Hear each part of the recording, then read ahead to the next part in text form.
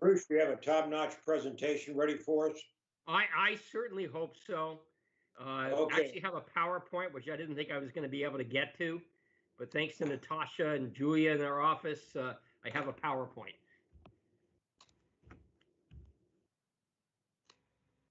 So I hope you enjoy it. I'm sure we will. Bob's hard to please, Bruce, just saying. I get it. We've had coffee twice, right? We've had coffee twice. Right. Safely. I better disclose that in case OHA is listening. Well, it's been a while, the last time, and we're both here. So yeah, it worked fine. We passed more than 14 days twice. That's good.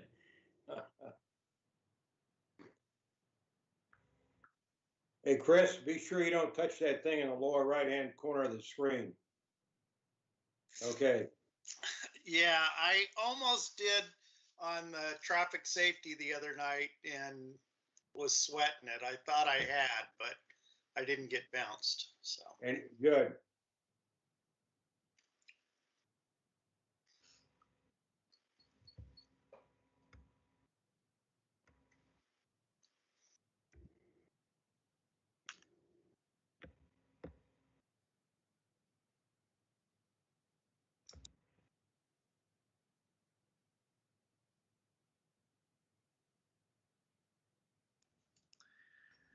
We're just waiting for Ralph, and then as soon as our chair joins us, we can get started.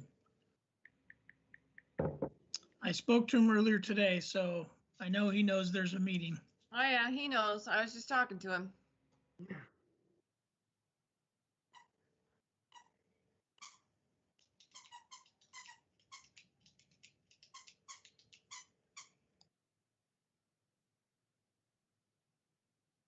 Can everybody hear me okay? Mm-hmm. Great. Hi, Brian. Hello, hello. How's everybody doing?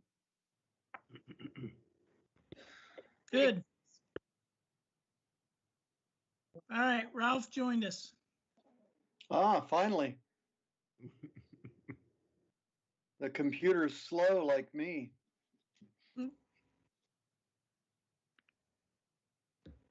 Good evening, everybody. Hello. Hello, hello, hello. I think we're ready to go in every fashion, including technologically, Mr. Chair. All right. Really, the little system was slow on me tonight. So anyway, let's call this meeting to order. I have 7:01. Call the meeting to order. And Angie, if you would please do the roll call, I'd appreciate it. All right, I'll be happy to. Chair Lohman. Here. Vice Chair Foster. Here. Brian Dorsey. Present. Rich Miller. Here. Bob Silverforb. Oh.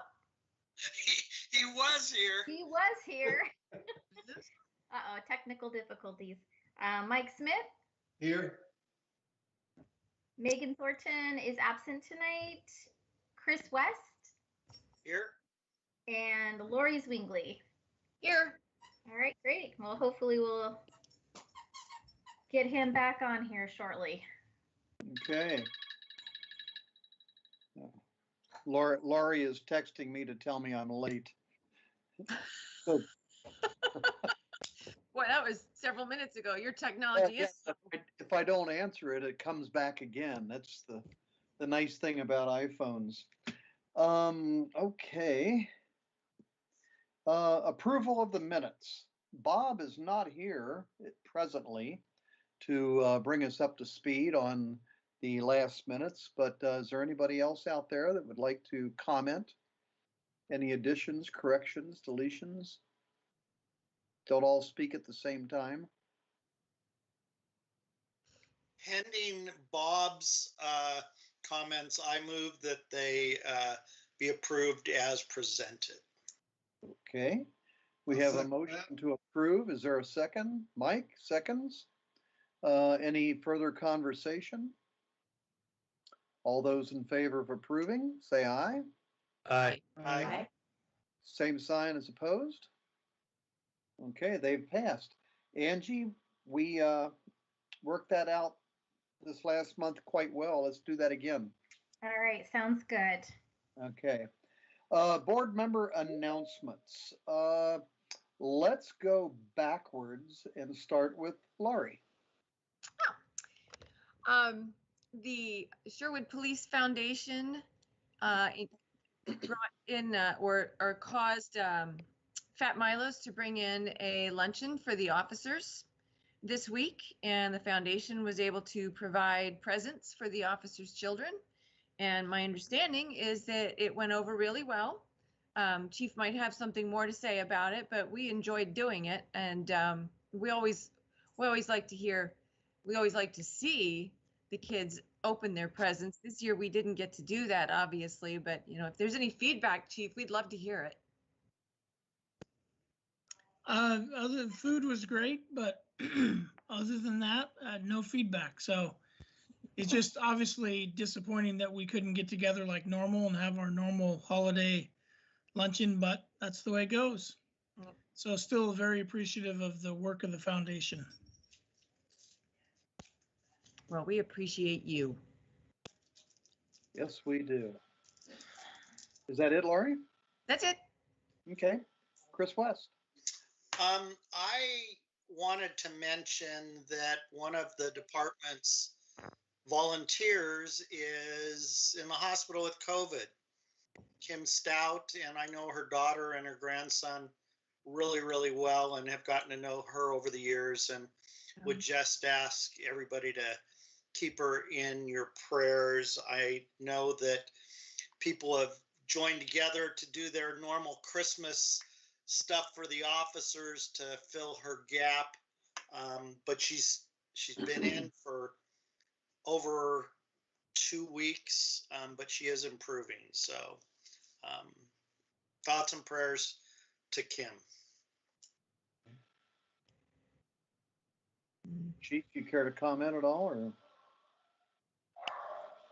Other than to say we were aware of that and have been keeping in close contact with the family and doing what we can to support them, and just because of the nature of the family's character, they're still trying to support us, and so Of course. pretty amazing people. So yeah, we're encouraged by her continued improvement. Okay. Mike Smith. Mr. Chair, I have nothing really exciting this time. Just getting ready for a Zoom Christmas is all. You got anything unexciting? Unfortunately, no. Okay. Bob, are you with us yet? I'm back here. I no sooner Ah. said that to Chris than I got cut off. So there must be a jinx here someplace. But That's Chris. Chris did that, I'm sure. right. I have nothing tonight, and I assume the minutes have already been approved. Is that correct?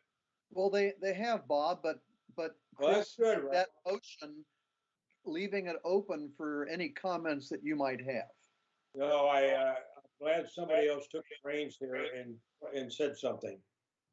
Okay. So you have no additional additions or deletions? I do not. Okay.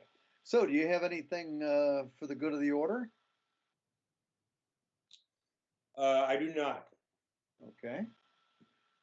Then we go to Rich Miller. Pastor Rich. I just have a question, Chief. I know in our conversations previously, or in our previous years of Christmas season, there have been different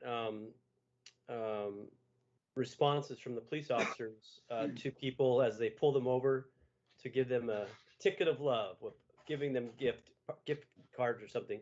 Are you doing that this year, or are you doing something different, or is that kind of on hold? So actually, you remember well that several years ago, we started kind of our holiday generosity, I guess, for lack of a better term, with what you described. the Sherwood Police Foundation adopted that and has sponsored those efforts. And we've transitioned a couple years ago to a Shop with a Cop, which is a pretty well-known program in a lot of police departments. And now we made the decision this year to not do the regular Shop with a Cop just because I just didn't feel comfortable putting other people or our officers in that position. Other departments are still doing it, but we just didn't feel like it was something we should be doing in an extreme risk county. So instead, what we've done is we've still identified some needy families, and the foundation is again sponsoring that. So we'll be delivering pretty sizable gift cards to each of the families to help them out with their Christmas this year. And our plan is to have the officers in Santa hats and whatever other decorations they want to bring the cards to the family's home. And so that's what we're doing this year. I would anticipate that there would be, with everything maybe a lot better next year, 12 months from now, we would have back to our normal Shop with a Cop, excuse me. Shop a cop. Okay. Anything else, Rich? No, that's it. Thank you, Chief. Who's got the squeaky toy? Oh, that's my dog with the squeaky toy. She's letting me know she's behind me. Brian. Actually, that's where there's two of them because my dogs are playing as well. So. Oh, really? Yeah. Yes, Stereo. yes, I just have a couple of things. First of all, I just want to commend Jeff and the great team of men and women over there for the job they did for Thanksgiving. Can you hear me okay? No. Yeah, you're breaking up a little bit. I'm going to try something different. Is that better? That's much better. There we go. All right. I was trying, last time I had some issues with my sound as well. So I'm just trying to new ways to remedy that. But yeah, 92 people served out of the Marjorie Stewart Senior Center. And that's always a wonderful effort they do every year. And just want to put it out there for those who may be watching this, that they are still looking for volunteers to help deliver hot meals. They have a very unique program. I worked with Meals on Wheels for quite a while, but their service is providing hot meals to seniors. So if that is something of interest to you, definitely reach out. But great job by the Sherwood Police Department showing that community consciousness as they were able to serve our seniors in that way. Also, I know you guys may be familiar with this website, but the Officer Down Memorial page, it's been really interesting, and it's a website that's really just devoted to sharing information about those officers and those in the corrections field that have passed on. And one of the interesting stats on that page spoke to the number of deaths this year. And of the 281 deaths posted, and they work with law enforcement to get those numbers, 164 were related to COVID. So obviously our police officers are on the front line in that effort. And I wanted to ask the chief, do you have, well, two questions. One, will officers and staff be required to get the vaccine? I know some people have different thoughts on that. Is that going to be a requirement when it is available? And then also, what's the timeline for you guys as first responders, who I feel should definitely get it right after those who are most at risk, to get the vaccine when it's available? So I will answer the last question first. And my understanding is there is no specific timeline, but there's a couple different things that I've seen. One is that there's a group of folks that are defined as essential workers, and first responders and law enforcement have been included in that category. And they're down the line a little bit. But then I saw something from the state of Oregon that suggested that first responders might be kind of in the front of the line in terms of essential workers. So my belief at this point is in Oregon, at least, obviously, because this is being rolled out nationally, right? And so the federal government is going to provide, through the manufacturers, vaccinations to the states, and then let the states determine the order within some guidelines. But anyway, so I think in Oregon, we may actually be a little bit closer to the front, but there are a couple different groups that'll be vaccinated, offered vaccinations ahead of us. Now, your first question, I don't have an answer for yet, because my sense is that in most situations, employers cannot require vaccination. It's everything I've read to date has indicated that for everyone, whether you're a healthcare worker or no matter who you are, the vaccination is going to be, optional, your choice. So I really don't know how that's going to play out with us. My educated guess is that's probably how it will be here as well, but I don't know that for sure. You're muted. There we go. So to that end, for those that don't get the vaccination, let's say come, February, when those that may have gotten 2 doses are not required, I'm from my understanding at that point, to wear a mask. Will those that weren't vaccinated continue to wear a mask until there is enough of a penetration or until the governor lifts that restriction, or will they take off? You know what I'm saying? How will they continue to do their job versus those that have been vaccinated? Yeah, I think what you can expect is that we will continue to follow guidelines. Those are not my dogs barking. We will continue to follow the guidelines and recommendations from the state health, Oregon Health Authority, OSHA, CDC. So again, at this point, up to this point, what I've read is that we can expect the recommendations to wear masks will continue until we get to a point where we're very clearly on the other side, of the pandemic. I don't know how they will define that or when that might happen, but I do not anticipate for anybody probably that once you get the vaccination, you can stop wearing masks.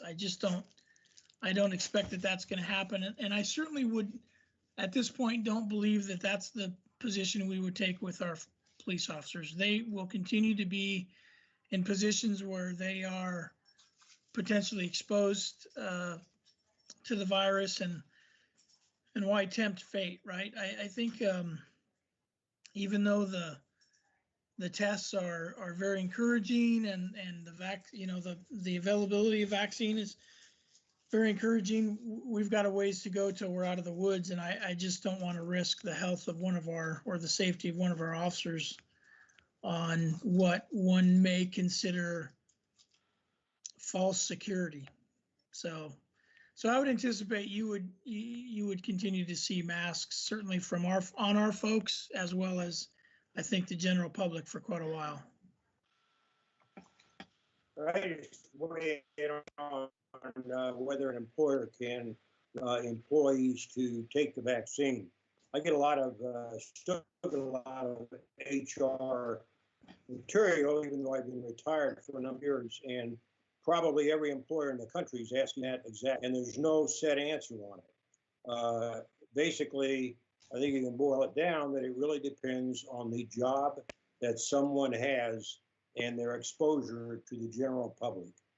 An employer, if somebody tells an employee that they have to get the vaccine and they refuse to do it, the employer can probably require that employee to work from home. But that's where it stands right now. We'll know more, I think, as this thing goes on. Yeah, thank you, Bob. A lot yet to be determined. Yeah. But that was all for me, and I'm happy to be joining you all again. Some great conversation last month also. Love the roundabout talk. We went round and round on that one, didn't we? Yeah, we did. We did. Thank you, Brian. Diane. Mine's pretty simple, just that I think that the lights in Old Town are really cool. The new additions, and it seems like there's a lot of people down there enjoying them. I mean, safely, but it's amazing how, like, even after it gets dark, how many families and couples and people with young kids are bundling them up and walking through Old Town. So I think that's pretty cool. Thank you. Mm-hmm. Well, I've got a couple of items. One, Bruce, I forgot to welcome you tonight, so we're glad to have Bruce Coleman with us, and we'll be hearing from him shortly. I was talking to the chief earlier today and told him that my wife and I traveled on Thanksgiving. We left the Monday before Thanksgiving and came back the Tuesday after, and we flew to Arizona. And it was a good experience. It's one of the easiest travel experiences we've ever had. Airports were clean, even though we went ahead and wiped things down. Airplanes were immaculate. And so, you know, we didn't, what was it? We didn't quarantine ourselves or anything, because the people we went and visited were people that we associate with here. So anyway, I consider that a blessing. I look at 2020 is screwed up and difficult and crazy as it's been. And I look through that and I think, man, even through all this, I have so much to be thankful for. And I think each one of us, as I look at all your faces there, I think each one of us could echo the same sentiments. So we want to thank our police and thank our fire departments and thank our city officials and for just making Sherwood just a great place it is. And again, be thankful for where we're at. I was also looking at the agenda, and in light of, I think we decided not to meet next month because we'll have the group meeting. And we've got a lot on our plate tonight, and I'd like to keep the meeting to 2 hours or less.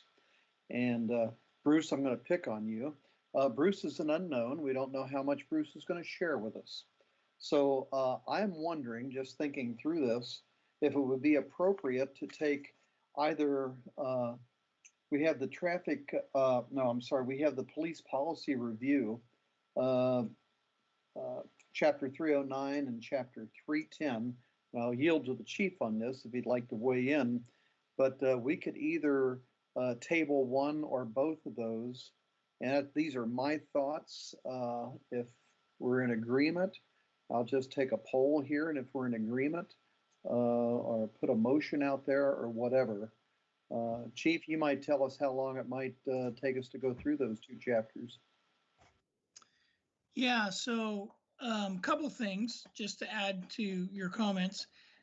Bruce has a lot of really, really good information. As you recall, he's with us tonight at your request to talk about what's going on in urban economic development and some specifics and some overview. So I want him to feel like he's got enough time, and I know you guys are going to have questions.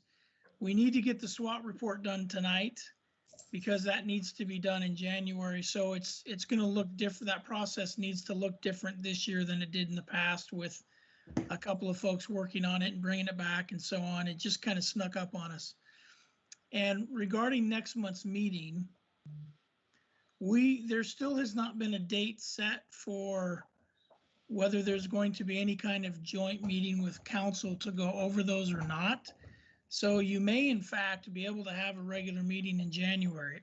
I just don't know yet, and I apologize, but it's just the ongoing realities of the pandemic and council scheduling. So the fact of the matter is, these are just reviews, right? We're just continuing to go through our reviews, and if we don't do them tonight, we'll do them at the next meeting. There's nothing pressing. There's going to be another stack of updates coming, in fact, so not as big as the last ones, but we may push those ahead at the next meeting as well, but I have no problem waiting.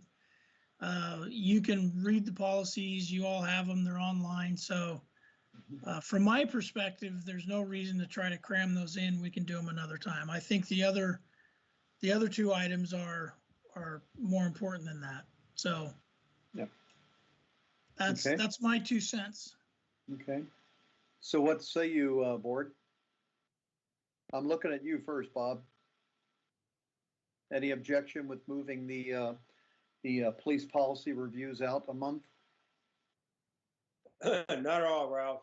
I think it's a good idea, and as the chief said, it's not something that is urgent. We can do it, we can move it out, and that SWOT report is very important. I'd say let's go with that and Bruce's presentation.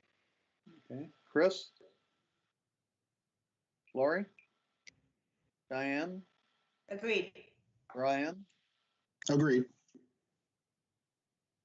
Mike? Agreed. Rich? Yes. Okay. So we will table that. We'll table item 5C to next month. Okay. I have one more item, and this is really a tough one for me to share with everybody. I shared this with Angie last month just so she'd be prepared. But Diane and I, if our plans work out, we plan on being in Hawaii from February the 10th through March 29th. And as I look at my calendar, there will be 2 PAB meetings during that time. And I think I'll be able to figure out the timing and everything and participate in the meeting. But I'm wondering, Diane, I'm putting you on the spot. I'm wondering if you would be willing to chair those 2 meetings. Yes, that should be fine. At this point, I'll let you know if a work conflict comes up, but in my current environment, I'm, full-time sitting at home, so. Okay. Normally I travel a little bit, but not so much now. Okay. So if you're not available, then we'll figure out something, and I may chair long distance if that's all right. Okay. But anyway, thank you, Diane. We'll just kind of put that out there that you're going to be the person until we hear otherwise. Okay. Anybody else have anything for our member announcements? Okay. Then we're going to shift into item 5 in our business. And Bruce, it is really good to have you with us. I met you last January, I think it was, when we had our big gathering, and good to have you on board. And so if you would, am I still on? Okay. So I think you just took over the screen. Okay. Mr. Chair? Yeah. Sorry. So, yeah, we just are sharing the screen here for Bruce's PowerPoint. Okay. And with your indulgence, I'd like to do a brief intro too. Sure, go ahead. Yeah, so we have not only Bruce Coleman, who is our Economic Development Manager. We also have Julia Hyduke with us tonight. She's his boss, and she is the Community Development Director. And if she wants to chime in, she can talk about the many different hats she wears in that role. But I just wanted to add that Bruce is a newer position. He's been with us, I don't know, feels like a long time. I think a year or so. A little over a year. A little over a year. And Bruce is one of those guys that if you look up in the dictionary the term hit the ground running, it has his picture. And he has not ceased to set an amazing pace for economic development in Sherwood. And as he goes through his presentation, what you'll see is how beneficial this is specifically for the police department. So I just wanted to throw that part out too. This is good business for the entire city and community, But when we drill down to the police department and what our future looks like and being able to stay appropriately funded and so on and so forth, it comes down to the commitment by the city council to build infrastructure and focus on economic development. And that's certainly what Bruce has done. So I will stop at that point and turn it over to Bruce and or Julia. Thanks for being with us, both of you. Thanks, Jeff. I'm not going to talk about me. Thank you for having us, Police Advisory Board. But I will for a moment, because Bruce probably won't do his own introduction. But as Chief said, Bruce has been with the city for a little over a year, comes to us with tons and tons of experience. We are so lucky to have him with us. We didn't know what we needed until we got him, and we realized what he could do for us. And he's already in a year just done tons and tons of things. He comes to us from California by way of Texas. So he's got 2 different states and is new to Oregon and doing a great job. So with that, I'll turn it over to Bruce. Well, thank you, Julia. And Mr. Chairman, thanks for inviting me. I think Bob had something to do with it also, from the rumor that I heard. And members of the board, I'm very glad to be here. And thanks, Julia, for helping me with this. And Julia knows that I'm a little challenged in terms of some of the computer skills, and she's going to help me, we call it drive the PowerPoint. And Councilor Young, I think, is also here. So hello, Councilor Young. And I just want to thank you all for giving me the opportunity to really provide you with an update on economic development. I think I saw the agenda, and this was kind of billed as talking about the Tonquin employment area, but I don't think I could even understand the Tonquin employment area without kind of understanding the context, the bigger picture. And I think our focus in economic development is really to try to have as comprehensive a program as we can. And I know that there is a spelling error on that first page. I was hoping we would get past that first page quickly. You're the police board, not the policy board. I missed that when I read it again. So what I really want to do as an agenda is introduce economic development to you. I want to talk about the reason for economic development briefly. I want to talk with you about some of the advantages that I think Sherwood has, and some of the challenges and some of the opportunities that we've got. And then I want to talk about the projects, including Tonquin, and I'm not going to take forever doing this. I obviously don't want to keep you too long. So let's talk about what is economic development. As I see economic development, it's really a recognition that we're focused on how do you encourage job creation and what I think of as community wealth creation and the expansion of wealth. And that's really all done, frankly, by the private sector. And I think of the private sector as the engine of, depending on the community, the engine of prosperity, or in some communities, future prosperity. So we're really focused on encouraging private sector investment, in this case, in the Sherwood community.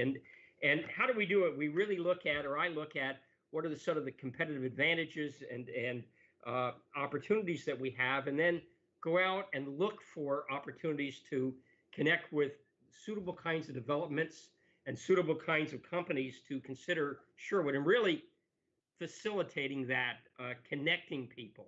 The city government itself does not create economic development. We need to encourage investors and certain kinds of developers, employment center developers and businesses to locate and expand in Sherwood. So I think we're ready for the next slide. So why should we do economic development? Well, I think there's a lot of reasons, but it has to be what the council wants, obviously, and the community needs. And it's really to promote the creation of jobs, a better jobs base in Sherwood, and of course retain the existing jobs that we have and encourage existing companies to grow jobs and really raise incomes, and really encourage family wage jobs to be created and higher wage jobs to be created in the community. Very important, and that's why it's in bold, is to increase the property tax base so we can effectively pay for public services now and in the future. We're too focused solely on residential development in Sherwood. We need to have a better, what they call jobs housing balance in this community. And so it's to really help to create a more stable and diverse local economy. And all of this really then relates back to improving the quality of services in the community and the amenities that are available in the community. And I think we're ready for the next slide. Thanks, Julia. So what are the components of economic development? What should an economic development professional or manager be working on? So I think of it as a four-legged table. Couldn't be a stool, I guess. It'd be a four-legged table. And that's to focus on existing business, retention, and expansion. I'm going to talk about that in a few moments.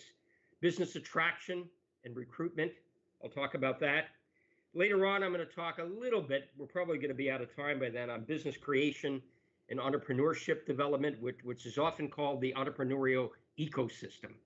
And I won't be able to talk much about it, but workforce and talent development, I think, is really critical. I see how much time we have at the end.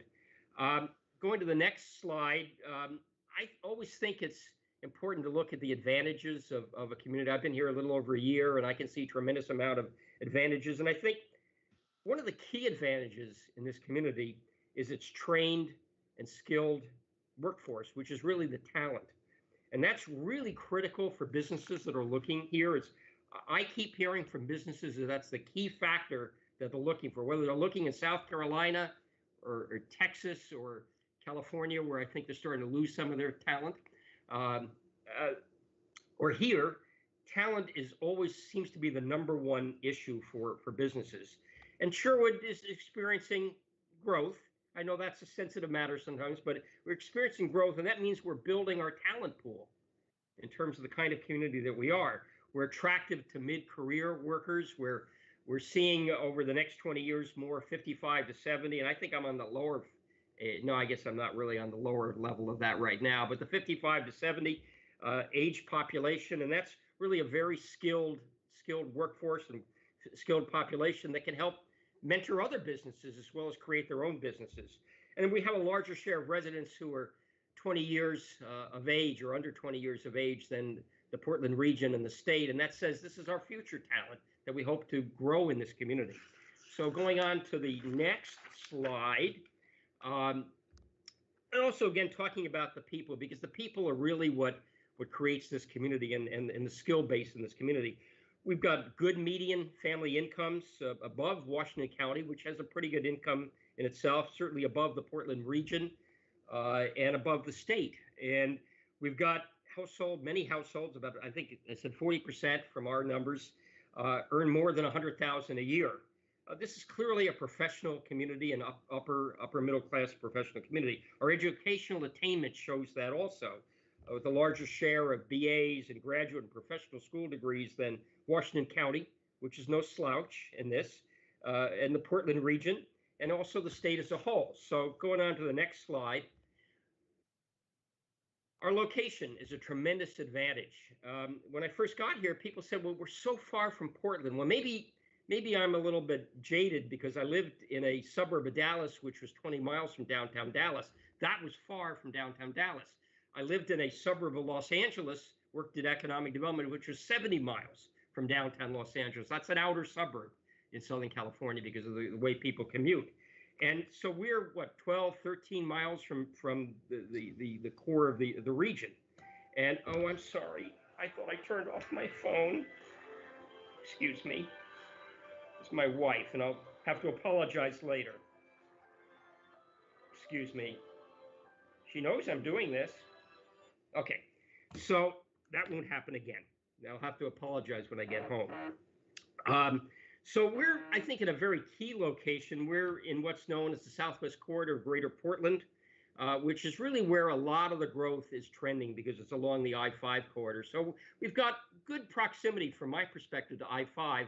You may not think that every morning, but basically the market seems to see that. Obviously 99W, I-205, 405, the entire traffic network in the region. I think we've got good proximity to that. Good proximity to PDX and Hillsborough Airport. That is often asked of us when businesses are looking from out of state. How close are you? And they're looking at 30 to 40 miles often from PDX.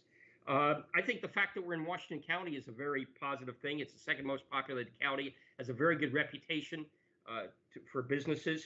And we do have available industrial and corporate park land, and that's a positive, but there's also a challenge, which I'll talk about in a minute. And the fact that we have Sherwood Broadband, I think I have to say that because Brad is listening, but it's really true. Sherwood Broadband is actually a very important economic development tool and will be in the future because connectivity is critical. And I would say to those who say we're too far from I-5, and sometimes we hear that from businesses, that the widening to Walden Sherwood Road, which I hate to tell you is getting closer to happening, so we're all going to be affected by that for a few years, but that's going to be very helpful. And the fact the county built 124th Avenue Southwest is also helpful with getting to I-5. So we'll continue here. And some other advantages, I'm talking to the police board, police advisory board. So I got to talk, although I can't talk as well as the chief does, about this being a very safe community. It is very well known as one of the safest communities. And so I want to thank you for doing that and the entire police department.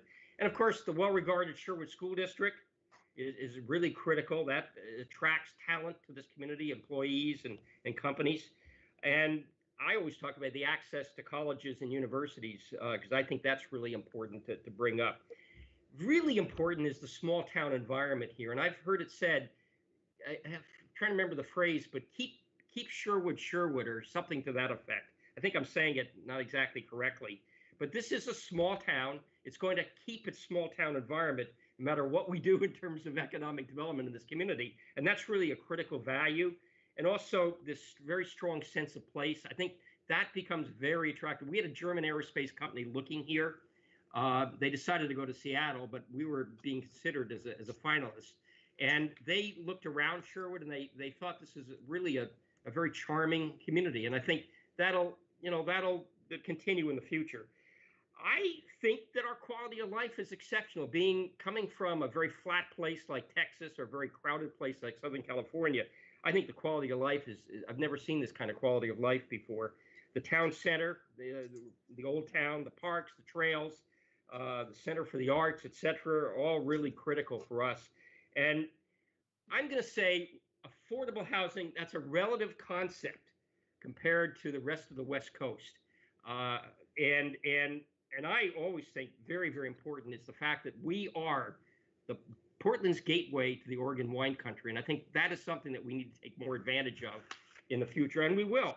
So on the next slide, I was going to talk about some of the challenges and opportunities. So, and there are challenges, and I want to start with the region. I think this is a great region, the Greater Portland region, and it has a tremendous amount to offer. And I will tell you, this Sherwood is, from the outside, is thought of as Portland. We don't like to think that way, but that's how the outside looks at it.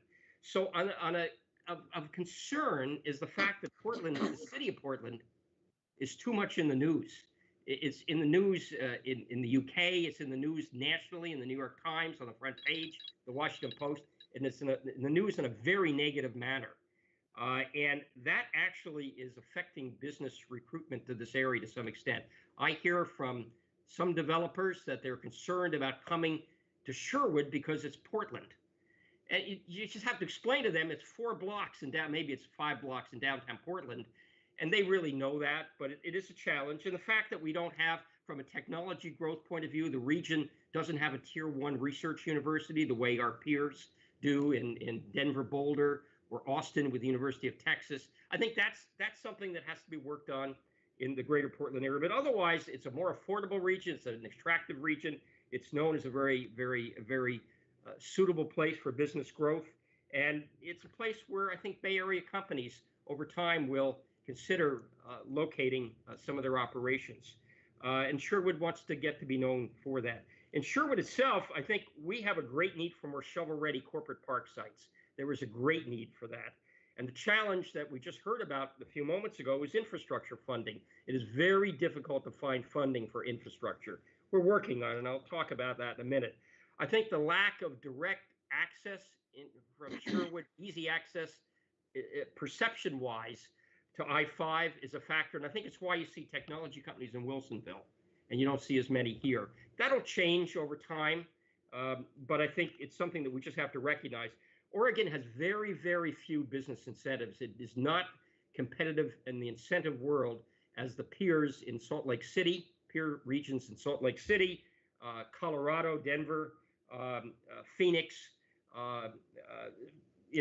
some other peers of ours, such as Austin.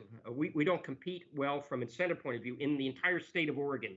And Sherwood itself doesn't have an enterprise zone because our incomes are high, fortunately, and we don't have an opportunity zone, a federal opportunity zone, because incomes are high here. We have land in the Tonquin employment area, and I'm going to talk about that, I promise, but it's relatively limited amount of developable land in the Tonquin area. I'll go over where that is in just a little bit. So in my view, we have to be right now planning, we have to not only be working to develop the Tonquin employment area on the east side of Sherwood, but we've got to be planning now for the future employment area sites in this city. I'll again talk about that in just a little bit. So how does the council, what has the council told us is their view of economic development? And they say it's a very high city council priority. They say it's the #1 priority, but I never believe that. They say that in every city I've worked in. It's the police that are the #1 priority. Without public safety, you don't get private investment. So that's why I said very high city council goal. And if you look at the vision statement in the upcoming comprehensive plan, it says thriving and diversified communities, so that by 2040, and I'd like a lot sooner than 2040, that we have an economy that has a variety of big and small businesses, lots of employment opportunities, higher wage jobs, and really important, an expanded tax base for the community. On the next slide, I talked about the 4 legs. Business retention and expansion, very, very critical. There are companies in Sherwood that believe in Sherwood. They're here because they want to be here. So we need to encourage those companies to grow here, to remain and grow. And so in the very beginning, we created a business visitation program where we would go out and visit with companies in person, set up appointments. The idea was to find out what those companies needed. What were their issues? Did they have workforce issues? Could we connect them to workforce entities that could help them? Could we connect them to the community college, to the school district? Could we help them find the employees that they need? Did they know that there are certain incentive programs, workforce programs that will pay for training? So we would make those connections. And a manufacturing company might need some help in their process line. I have no idea how to improve a manufacturing process line, but I know people who do. And so we can connect them. We can be a resource connector, and we do this all the time.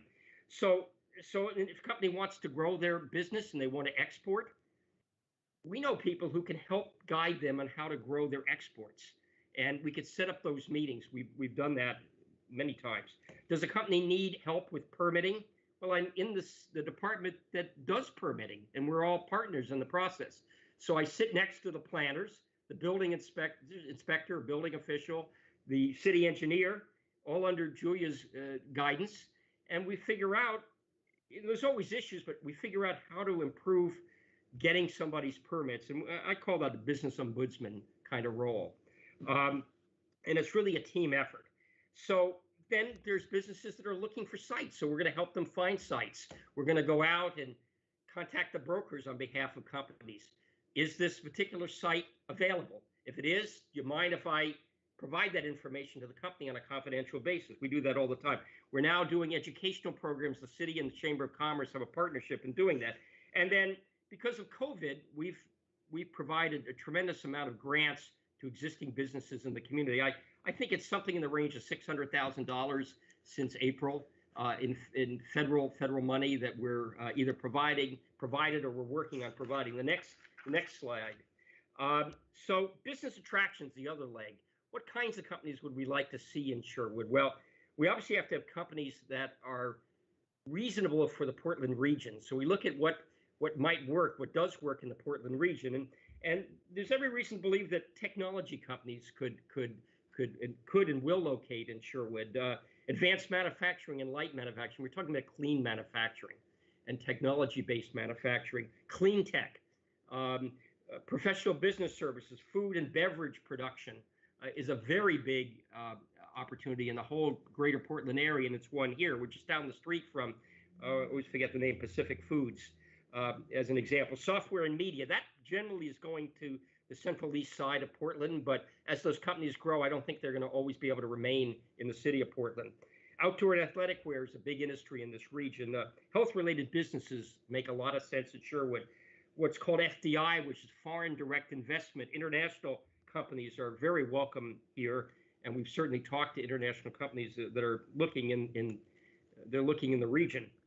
Really innovative companies and growing companies. So the next slide talks about what are we doing on business attraction? Well, we don't have the budget to go down to the Bay Area and you know, the way larger entities do and meet with companies. So the first thing that we have to do, and what we are doing, is the idea is to get Sherwood on the map as being business friendly and welcoming of business. This community is thought of, even in the Portland area, particularly in the Portland area, as being a very nice residential community with great schools. It's not thought of as a business community. I meet with brokers all the time, and sometimes in person, 6 feet away with masks, and they're amazed when I tell them what kind of corporate parks and industrial parks we're working to develop here. They said, but you're a residential community only. Not so. So they're very surprised when I talk with them, or we talk with them about that. We have to be very active in business networking and doing that in pretty much that's in Portland. I can't do it so much in person right now, but we can certainly do virtual calls. There's a whole alphabet soup of organizations that we are active in. TAO is the Technology Association of Oregon. NAIOP is the National Association of Industrial and Office Park Developers. I don't want to get lost in all of that, but we want ourselves to be known on the map as a place that welcomes companies. We are active with Greater Portland Inc., which is the regional economic development marketing agency for from Clark County, Washington, down to Washington County, Oregon. And so it's a regional economic development arm that we stay very actively involved with. We've done business and broker tours. The brokers are the ones who know, the commercial brokers are the ones who know where the companies and who the companies are. We do media releases. We just had an article in Business View magazine, which is a very positive article that we're marketing about Sherwood. And we're doing our best. I haven't had much time to update the website. And then I mentioned RFPs. We get requests for proposals from unnamed companies that go to the state of Oregon, an agency called Business Oregon, that go to Greater Portland Inc. And when we get those requests for proposals, when they look like they're feasible for Sherwood, we'll respond to that. We'll work with our development partners and our brokers to respond so that at least these regional agencies know that Sherwood is very active and it's very much open for business. Next slide talks about something that's called capacity building, which really means getting Sherwood ready for the growth of business. We're not fully ready yet. I mean, we're ready to some aspect, but we've got to build our infrastructure. We've got to build our infrastructure into key employment sites. And as I mentioned before, infrastructure financing is a challenge. Every city in Oregon is having a challenge with that. But we are working to create a new urban renewal area now at the council's direction to look at a financing tool to facilitate infrastructure development so we can help pay for it and get new corporate parks built. And that's really one of the only main tools that Oregon has to encourage business growth. We've done a lot of annexations, and thanks to the city council for doing that. The council's been annexing properties in the Tonquin employment area, and I think most of them have been unanimous votes. And I like to say when I'm meeting with brokers or businesses, I think they were 6-minute public hearings on annexations. Nobody does 6-minute annexations. Obviously, a lot of thought has gone into them beforehand, but the idea is that demonstrates on a unanimous basis that the council is there in support of economic development. And I can tell you, without mentioning the name of the core city of this region, I can't think of it now, they have gotten a very, very bad image in terms of business, from a business point of view. And I think we're developing a really positive image. So we're working to contact business park developers and getting infill development and something we call red teams, which is really where we bring the city team and the utilities together to help businesses with issues they may have. So I promised to get to specific sites, and I've taken too long getting there, I know. But let's talk about the Tonquin employment area. And only Julia knows how to point things out. I have no idea how to do that. I think it's my age. But so I appreciate Julia's support always. But the Tonquin employment area is almost 200 acres of industrially zoned land, multiple owners of the property. It's the area that's south of Tualatin Sherwood Road, west of 124th, which is the city boundary, of course. I guess it's southeast of Oregon Street. It's kind of funny angles here, and it's northeast of Tonquin Road. So it's very hard to explain where things are sometimes when I'm talking about properties in there. But it's all been in the urban growth boundary, but there's been a lot of annexation. I see a hand raised. Bruce, can I ask you on this, where is the gun club? And that will Gun help. club is further to the south, and okay. Yeah, Julia's showing it. I think it's a little bit off it to the south. That's perfect. Great question. So so anyway, there's been a lot of annexations and very recently in that area, and I'll talk about what those are as we go through the specific sites. So the next slide will show the first new development taking place in the Tonquin employment area, which is called the TS Corporate Park, which just stands for Tualatin Sherwood Corporate Park. And it's being developed by Trammell Crow. Trammell Crow is you may know them. They're one of the largest industrial and office developers in the country. They're based in the Dallas Metroplex in downtown Dallas, and it's exciting to see them investing significant monies, millions and millions of dollars in Sherwood with the name Trammell Crow. And this property is at the southwest corner of Tualatin Sherwood Road and 124th.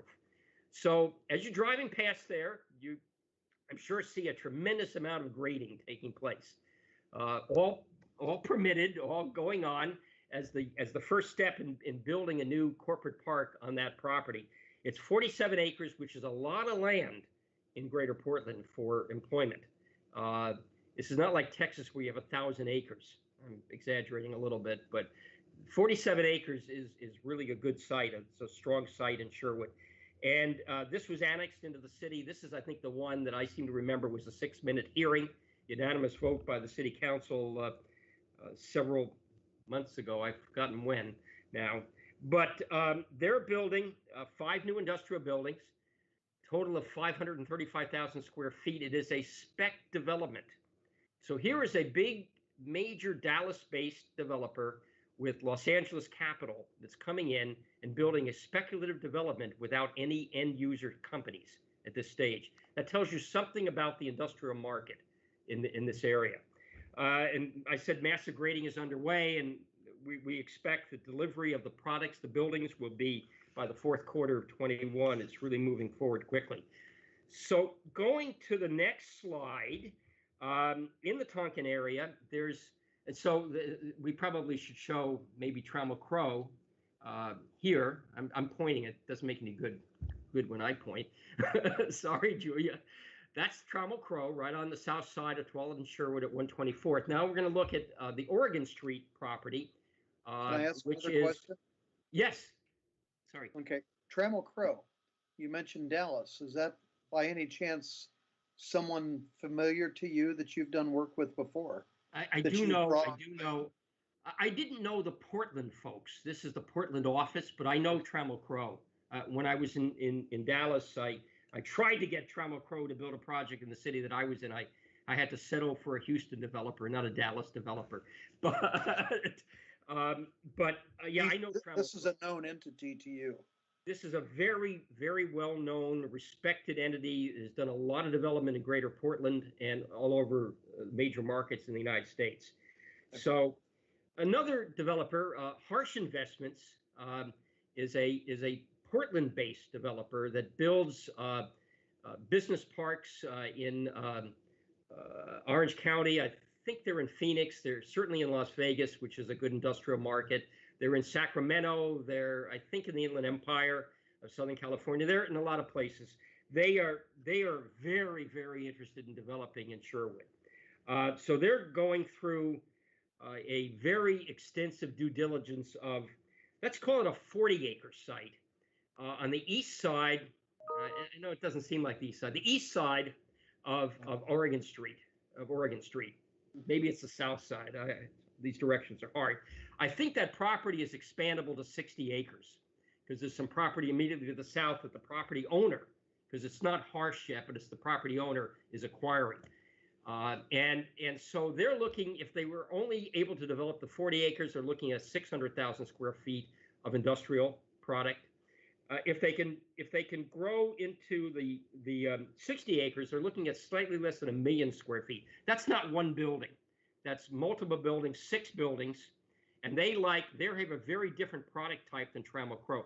They like to look at the smaller companies in the market, the 40,000, the 60,000, which to me is not small, square foot companies that are really the basis of the Portland regional economy. This is a middle market industrial economy in Greater Portland.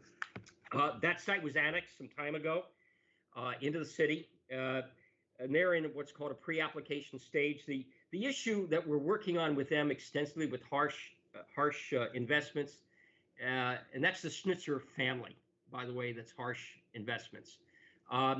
What the challenge is to figure out the infrastructure. We have an east-west road, arterial road that has a lot of different names over time. I'll just call it an east-west road. That's the safest thing to call it. And we're trying to find the funding to help Harsh determine where that road will be exactly and how it's going to get built.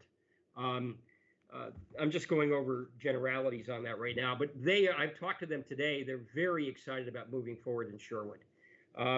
Some other sites in the Tonquin employment area just south, I'm going to call it south of Harsh, is the Poly property. That's, as I recall, about 9 acres, smaller piece. And Bruce Poly is looking at some incubation space, which is small industrial space for companies that are smaller than 20,000, smaller than 40,000 square feet. There's a really good market for that here too. And he's going to be going for his annexation hearing January the 5th, whatever the council date is. He told me today that he does want to go forward with his annexation when I talked to him. Then just south of that is the Kerr property. And that's Tim Kerr from the construction business. And he owns about 20 acres there, and then another, which has been annexed. The city council recently annexed that property, about 20-ish acres. Just south of that, he has another 20 acres, which is in the urban reserve, which cannot be developed at this time because it's in what's called the urban reserve. I hope I'm not losing everybody. I had to learn all this stuff when I came here. And we have a large Southern California developer that's just starting to look at that property, a group called Majestic Realty that builds all over the country, and they build here too. And they're just starting to look at an industrial development on that property too. So I mean, none of that's given, but it's in the exploratory phase. So going on to the next slide, and I hope I'm not taking too long. I just have a lot of energy, so I have a lot of things to kind of share. Next to the Tonquin employment area, just north of it, at the corner of Saipol and Saipol and well, the north side of Tualatin and Sherwood at Saipol. That's the way to explain it. There's the Saipol Industrial Park, a brand new project. It has been developed and is almost completed by Phelan Development, which is out of Newport Beach, California. They also develop in all the major West Coast markets, Sacramento, Phoenix. I don't know if Phoenix is West Coast really, but the Inland Empire, San Diego, elsewhere. So again, we're delighted that they've invested from outside this region here in Sherwood. This is again a speculative project. 3 industrial buildings, 235,000 square feet total, and the brokers are actively working on leasing these buildings. And we're certainly referring anybody we come across, which is often, to this broker because we like to work in partnership with the developer, the broker, and the city. So anyway, that's getting close to being complete. The next slide talks about other employment development sites. Just briefly mention some infill properties. The Century Drive Industrial Park, it might be hard to picture where that is. If you think where Walmart is, just east of Walmart, immediately east of Walmart, there's some vacant land on the south side of Tualatin Sherwood Road, which is bisected by Century Drive. And that's all vacant, industrially zoned land. And there's some industrial buildings just south of there. And we've been really working hard to encourage the owner of that property to pursue an infill industrial development on that site. And after maybe a year of chatting, he's now brought on a broker who's working with him on it. And they have now come forward with a pre-application for, depends on how you define it, 3 to 4 industrial buildings on that property, a little, maybe 120,000 square feet total. Nice infill site. That's the area where Love Bites is, if you can picture down there, and some of the other businesses that are already in buildings. But these would be 3 to 4 new buildings in that development. Then on Galbraith, we've got 2 smaller sites that are industrially zoned. One is over by the DMV. This been chatting with that property owner. He wants to wait a little bit, I think, through COVID and see what he wants to do. But then there's another property over by the south side of Galbraith. You know where it curves. On the south side of that curve, before you get to Sipol, there's some vacant land there. And we've been working with a business that wants to go in there in a manufacturing business and looking at 50,000 square feet. And there, we just had a pre-application meeting with them today. It's looking pretty positive, knock on wood. Then Old's Place is an area just north of Tualatin Sherwood Road that's developed with small lot industrial, very popular area because you can buy your own lot, and you can, that's where Aviatrix Aviation is, over in that area. And now some lots have come on the market due to COVID-related issues, business issues. And so we're working with that broker to try to find some companies for that. And then I think I'm just going to mention lastly on Oregon Street, I don't know if anybody knows where Zenport is. Zenport is an exporting company that has that metal building. I don't know how to explain it, but near the Public Works Yard, but on Oregon Street. So there's about 6 acres there. We do have a company looking at that property now for manufacturing and distribution and that kind of thing. And we'll keep pushing it, see where that goes. If it's not them, we'll work with somebody else. Next slide. I want to talk about some potential future opportunities for Sherwood. I mentioned before that there's a good amount of land in the Tonquin employment area, but at some point you get into a lot of hilly, very hilly, rocky terrain. So some of it gets to be harder to develop in that Tonquin area. And so I believe that the time is now to start thinking and planning for future employment center areas in Sherwood. And I just want to mention Sherwood West. I don't know if you can picture where Sherwood West is, but where the high school is, the new high school, that's a very small portion acreage-wise of what's Sherwood West. So it goes from, let's say, 99 and Elward all the way up to, I always get this wrong, Sherwood Shoals Road. Or is it Shoals Sherwood Road? I never get it right. Shoals Sherwood. Thank you. I appreciate that. I meant to look that up again. And over to Roy Rogers. So in the past, a concept, that area is in the urban reserve. It has to come into the urban growth boundary for things to happen in that area. It's about 1,200 acres total. That's a lot of land. And in the past, there was a concept plan that called for it to be all residential. Julia and her team were able to get a Metro grant to relook at that concept plan. And the council has been very clear that they want to see more employment, not only employment, but employment lands created. So since that area is not next to I-5, it's really sort of in the center. It's away from all the freeways. It can't be big box distribution. It couldn't occur. That wouldn't be possible. So I think that there's opportunities for, and it's not going to happen now, but for a technology park to get developed, maybe around the area of Roy Rogers and west of Roy Rogers at, I'm still going to say it wrong, Sherwood Shoals Road, and maybe some other areas. And we'll see what the new concept plan comes up with. But I think we commute to technology jobs in Hillsborough and Beaverton, I think, up Roy Rogers. there's a tremendous amount of housing going on or going to be going on in King City and in the southern part of Beaverton. That's a workforce, a technology-focused workforce. Will they come to jobs in a technology park in Sherwood? I think they would, and I've talked to some developers that think that's possible. So it's a concept. We'll see where it goes from there.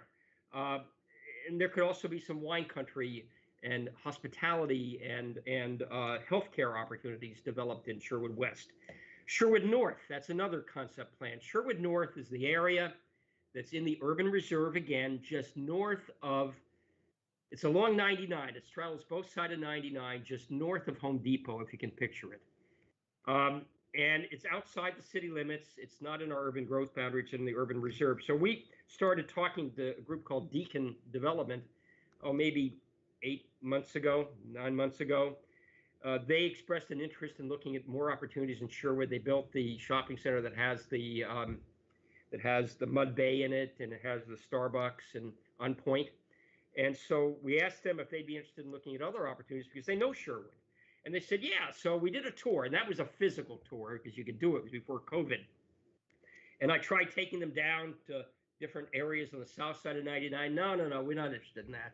So we took them up to the Home Depot area just above that. And they said, this is it. This is what we're interested in. So they've been in front of the council. They've been in front of the planning commission with some concepts and looking at some office development on the west side of 99. We have no much office here.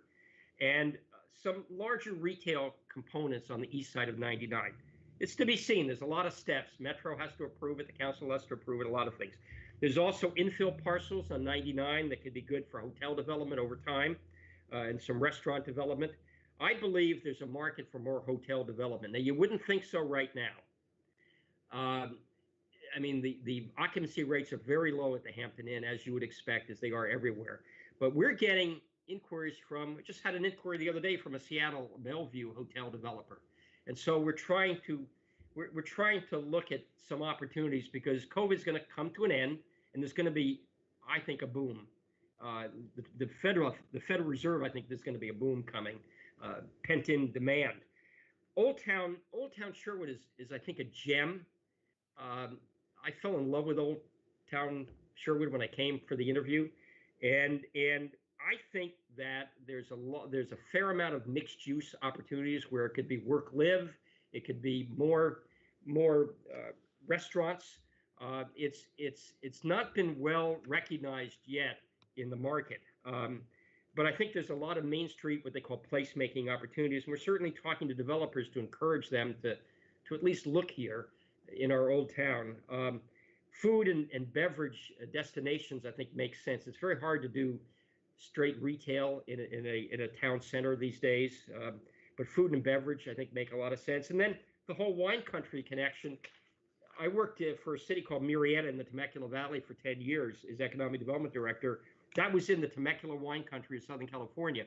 This is a much better wine country. It's bigger. And I think that's a tremendous opportunity. So kind of come to the end of this, I said there were 4 legs. So I'm just going to briefly mention the other 2 on this slide. So business creation, entrepreneurship, we need to encourage the growth of companies locally, the homegrown companies. This is not easy to do, but I think it's doable here.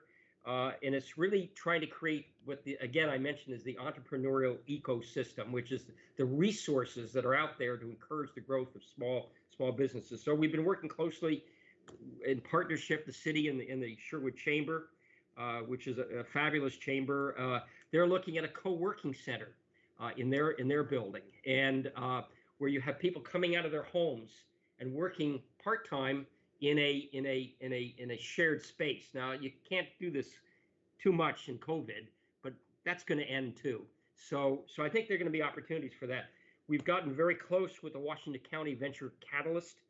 That's a person, and she knows where angel capital is. She knows the connections for angel capital, for startups, and for venture capital. And we've had her at a Rotary meeting. We've had her do some training for a training program that Sherwood and Tigard and some other cities are doing together.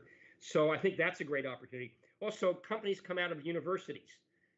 So we've been in touch with the Life Sciences Incubator, Otrati in Portland, to try to at least let them to know that we'd like to be considered for life science companies. I know they all think of Hillsborough, so it's an uphill battle, but we got to get the word out that it would make sense here. And then the other thing I'm just going to mention, I would love to find an innovator who wants to create a maker space in Sherwood, or even an innovator who would like to look at a sort of a tech incubator.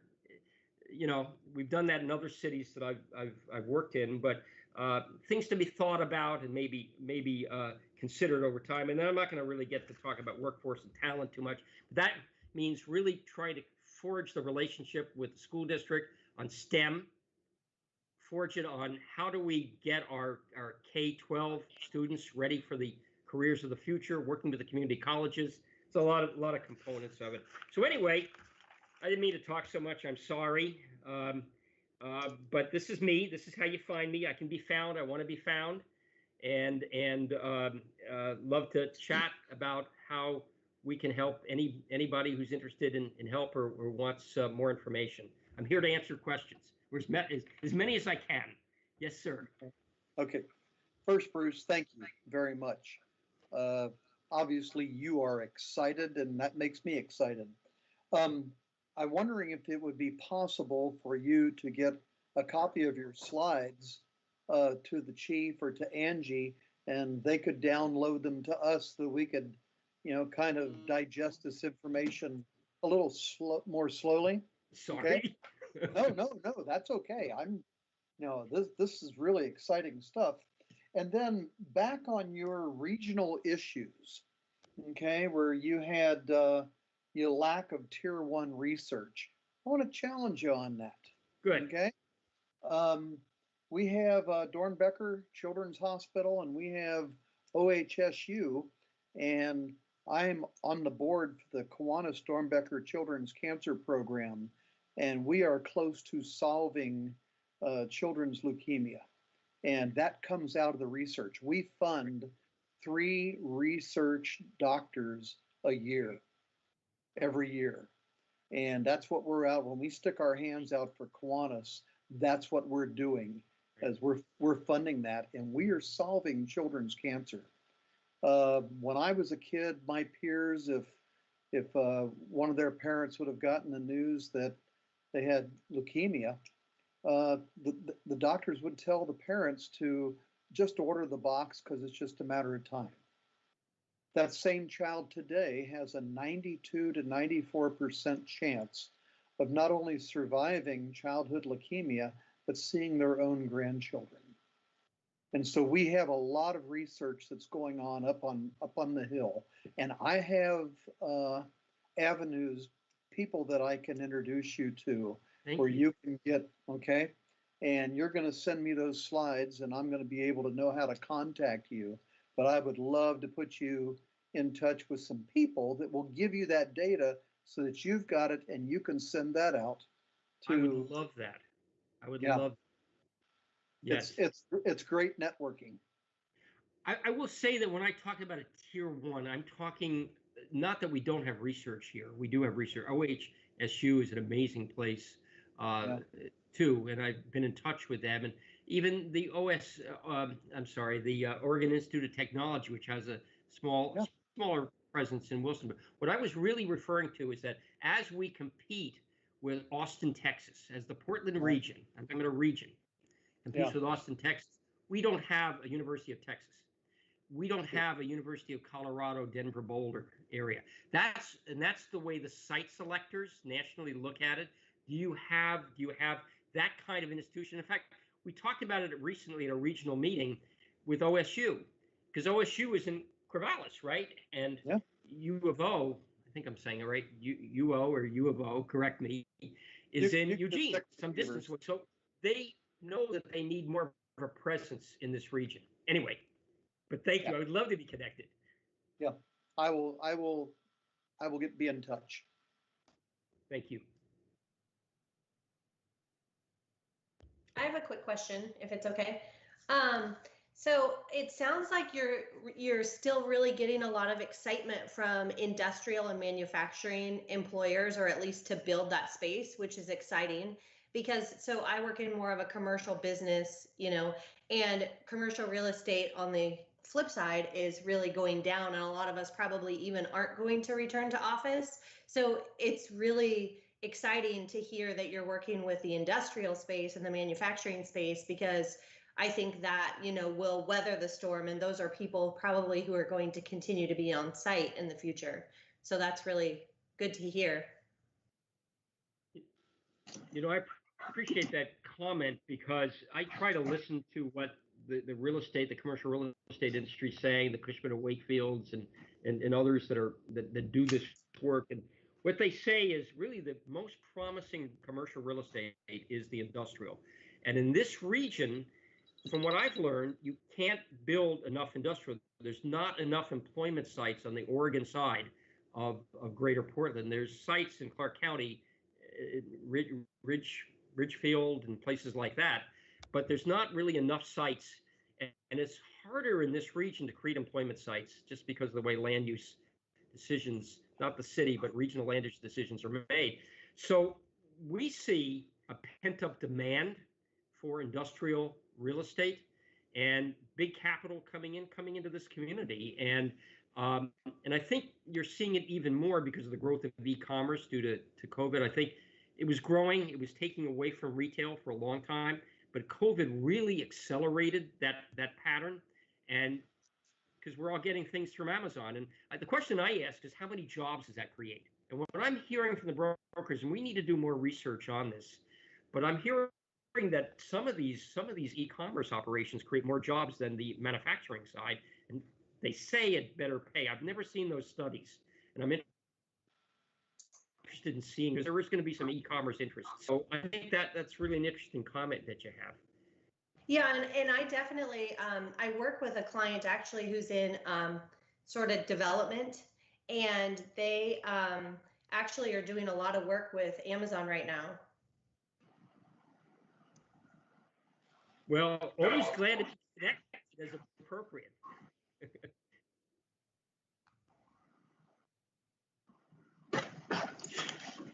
I was going to comments, questions? Yeah, Bruce, I was just going to ask real quickly. I'm also on the residential side, but I do some little bit of commercial real estate as well. What are you seeing as far as which sectors bring in the most income? I mean, can you hear me okay? Yeah, in terms of employment. In terms of employment, and I mean, when I hear employment too, I think of housing, affordable housing, because the people that are coming in, a lot of times, you sort of know where Sherwood is. There's a lot of business owners that live in Sherwood, but people that would be coming here for those jobs.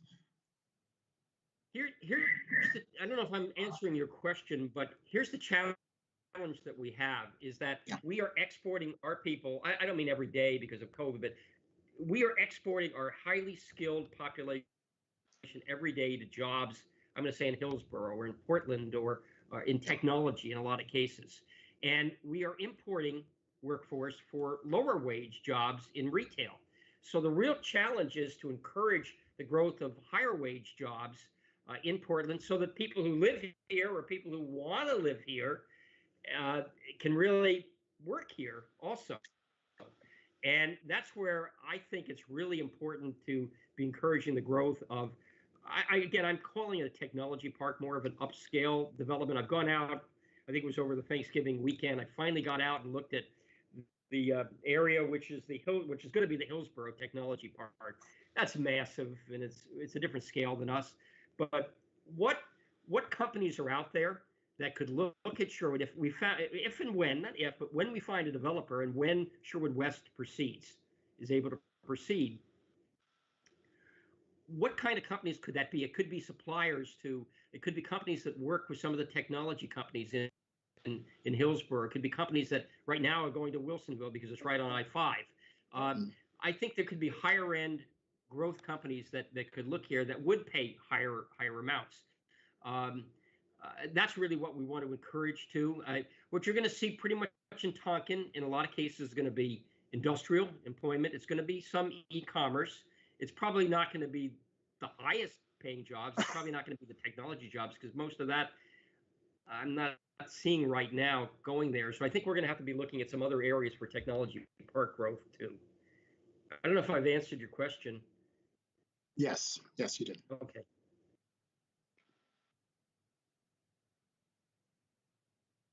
Any comments or thoughts or input? This is Chris. I have a question as it relates to the big body of development that you've went over, and that's kissing up to the gun range. And I just wondered what kinds of issues developers and stuff were thinking about that. Well, I'm going to do my best to try to answer that. I think the property that's probably the closest to the gun range is the Kerr property. And I mentioned that there's a developer out of the Los Angeles region that's looking at that property. And it's really two pieces of property. Two basic pieces. One that's been annexed into the city, and then one which is in the urban reserve, which is closer to the gun range. And I'm not sure what studies are going to be needed by Majestic Realty as they go in. I mean, that's going to be a planning issue there. We're going to have a call with them very soon. They want to know what studies are going to have to be done.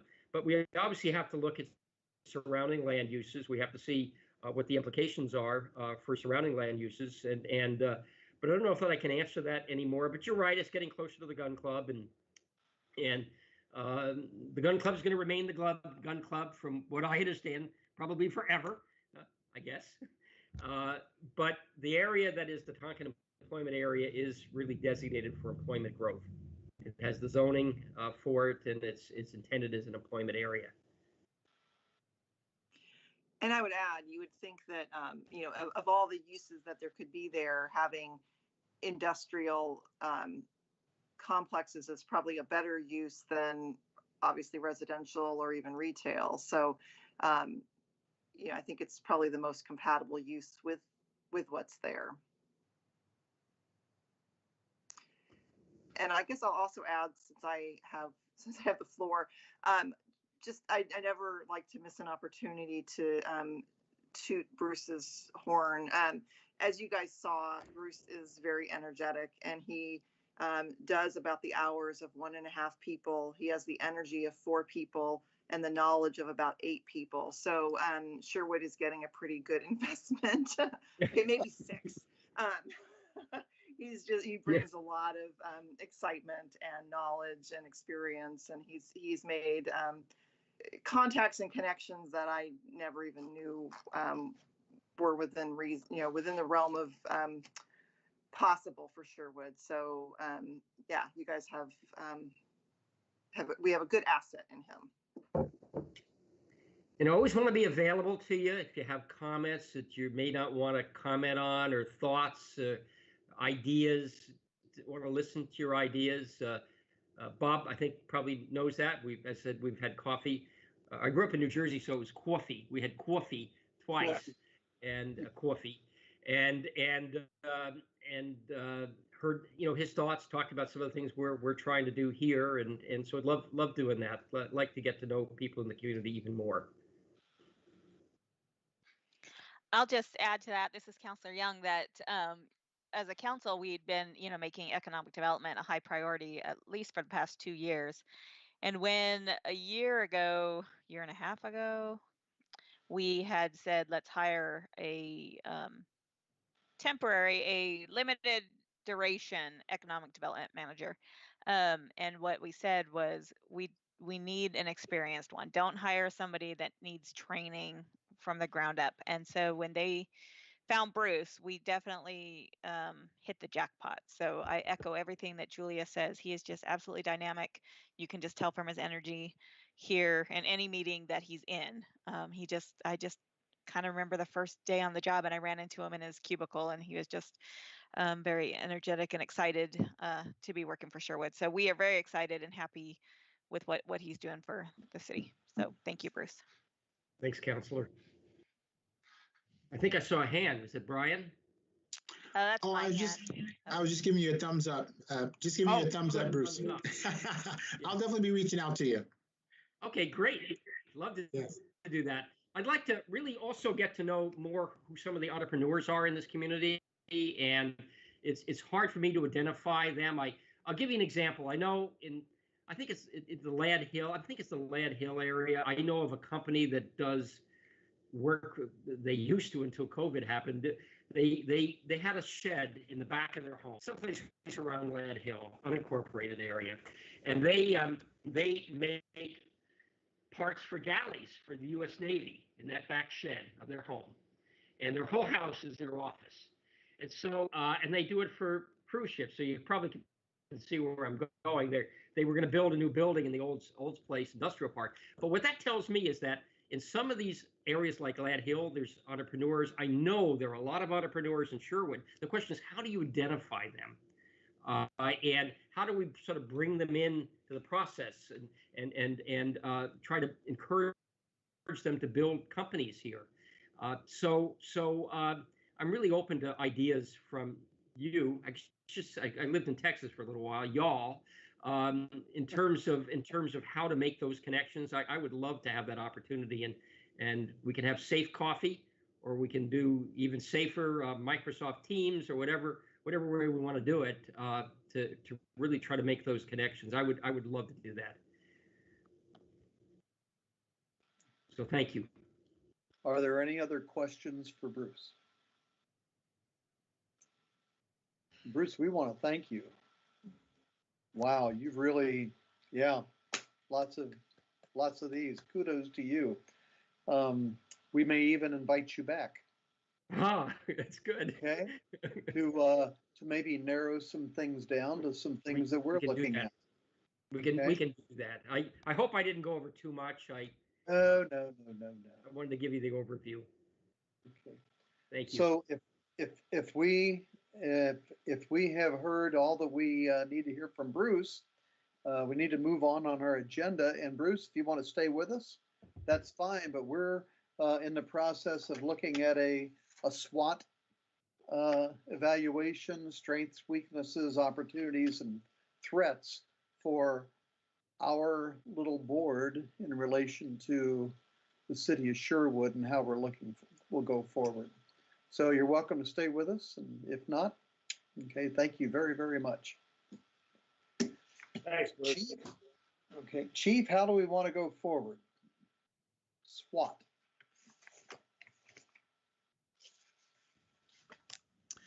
Well, in your packet, you have a blank template, 2 pages, and then you have 1 page, it looks like, yeah, 1 page that has last year's report on it.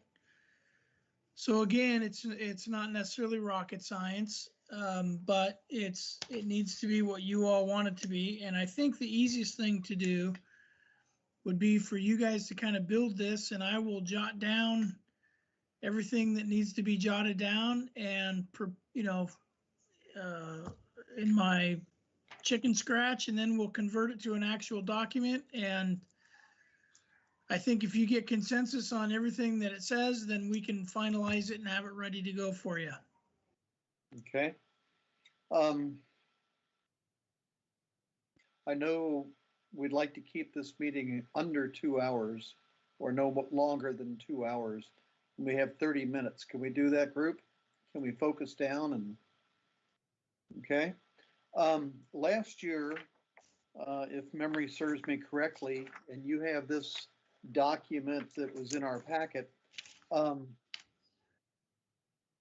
compared to some of the other committees, groups, boards, we felt that it was more beneficial to be succinct, rather than listing out all the 10 to 15 items in each area, to be succinct. And just looking back, I'll just give last year's strengths as an example. Passionate about maintaining a positive relationship between the Sherwood Police Department and the community. That was a bullet point. Another bullet point, positive public perception. Another bullet point, board and staff communication and interaction. We could repeat those. I'm not saying that we should, but I don't see those as changing. But those are the kind of things I think we should kind of hone down on, focus down on, and be succinct. So with that,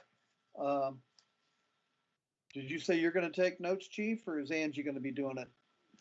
Both. I'm going to jot it down so I can put the document together, but your conversation will also, of course, be captured in the notes and minutes that Angie takes. Okay, so I want to open it up to PAB. What say you regarding strengths? One of the strengths I wrote down, Mr. Chairman, is that we represent a cross-section of the Sherwood community. I think we have a good mix of representation here from a number of different areas, and I think that serves us well when we're having discussions about the needs of the community and how the SPD can better serve the community. So I would say represent a cross-section of the Sherwood community as a strength. Okay, that's good, Brian. Yep.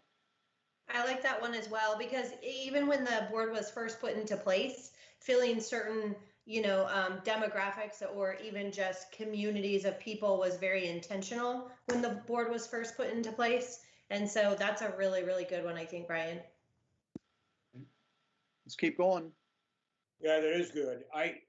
Ralph, I recall being there at the meeting last year, and you were there also, of course. One of the positive things about our list, about our presentation, was that it was succinct, it was short. A lot of the commissions or other boards gave a laundry list, went on and on about different things that they had done, what their strengths were. That, in other words, kind of putting people to sleep. I like the first and second bullets here, and I'd recommend that we consider keeping those and adding Brian's input as an addition. I'm not sure about the third, board and staff communication and interaction. We can certainly say that's a strength, but I think we ought to limit it to 3. Okay. So what are the other 2?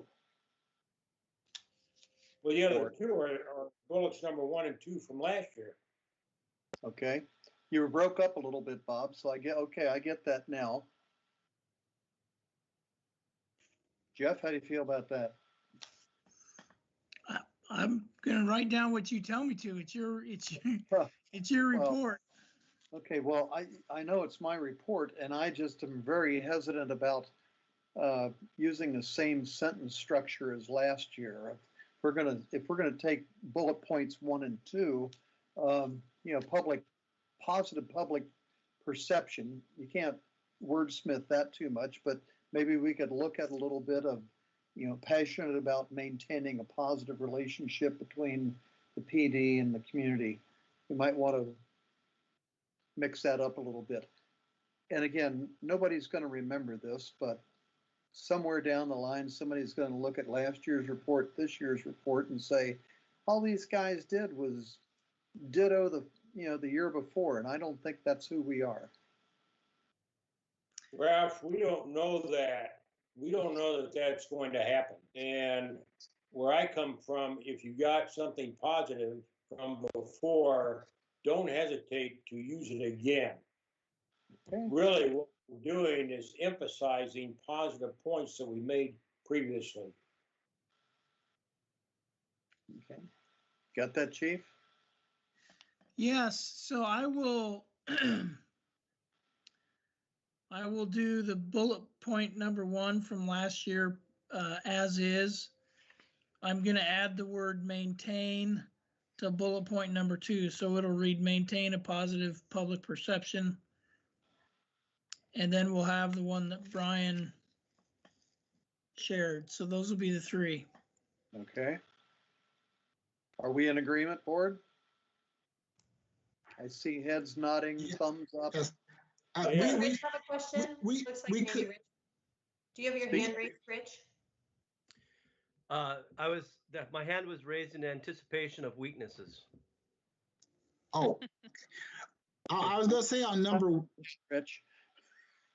real quick on this, the point of strengths, we could wordsmith the first point a little bit to say a conduit of, I don't want to overuse the word positive, but a conduit of successful change and implementation of concerns or implementation of change between the Sherwood Police Department and the public at large, or something along those lines.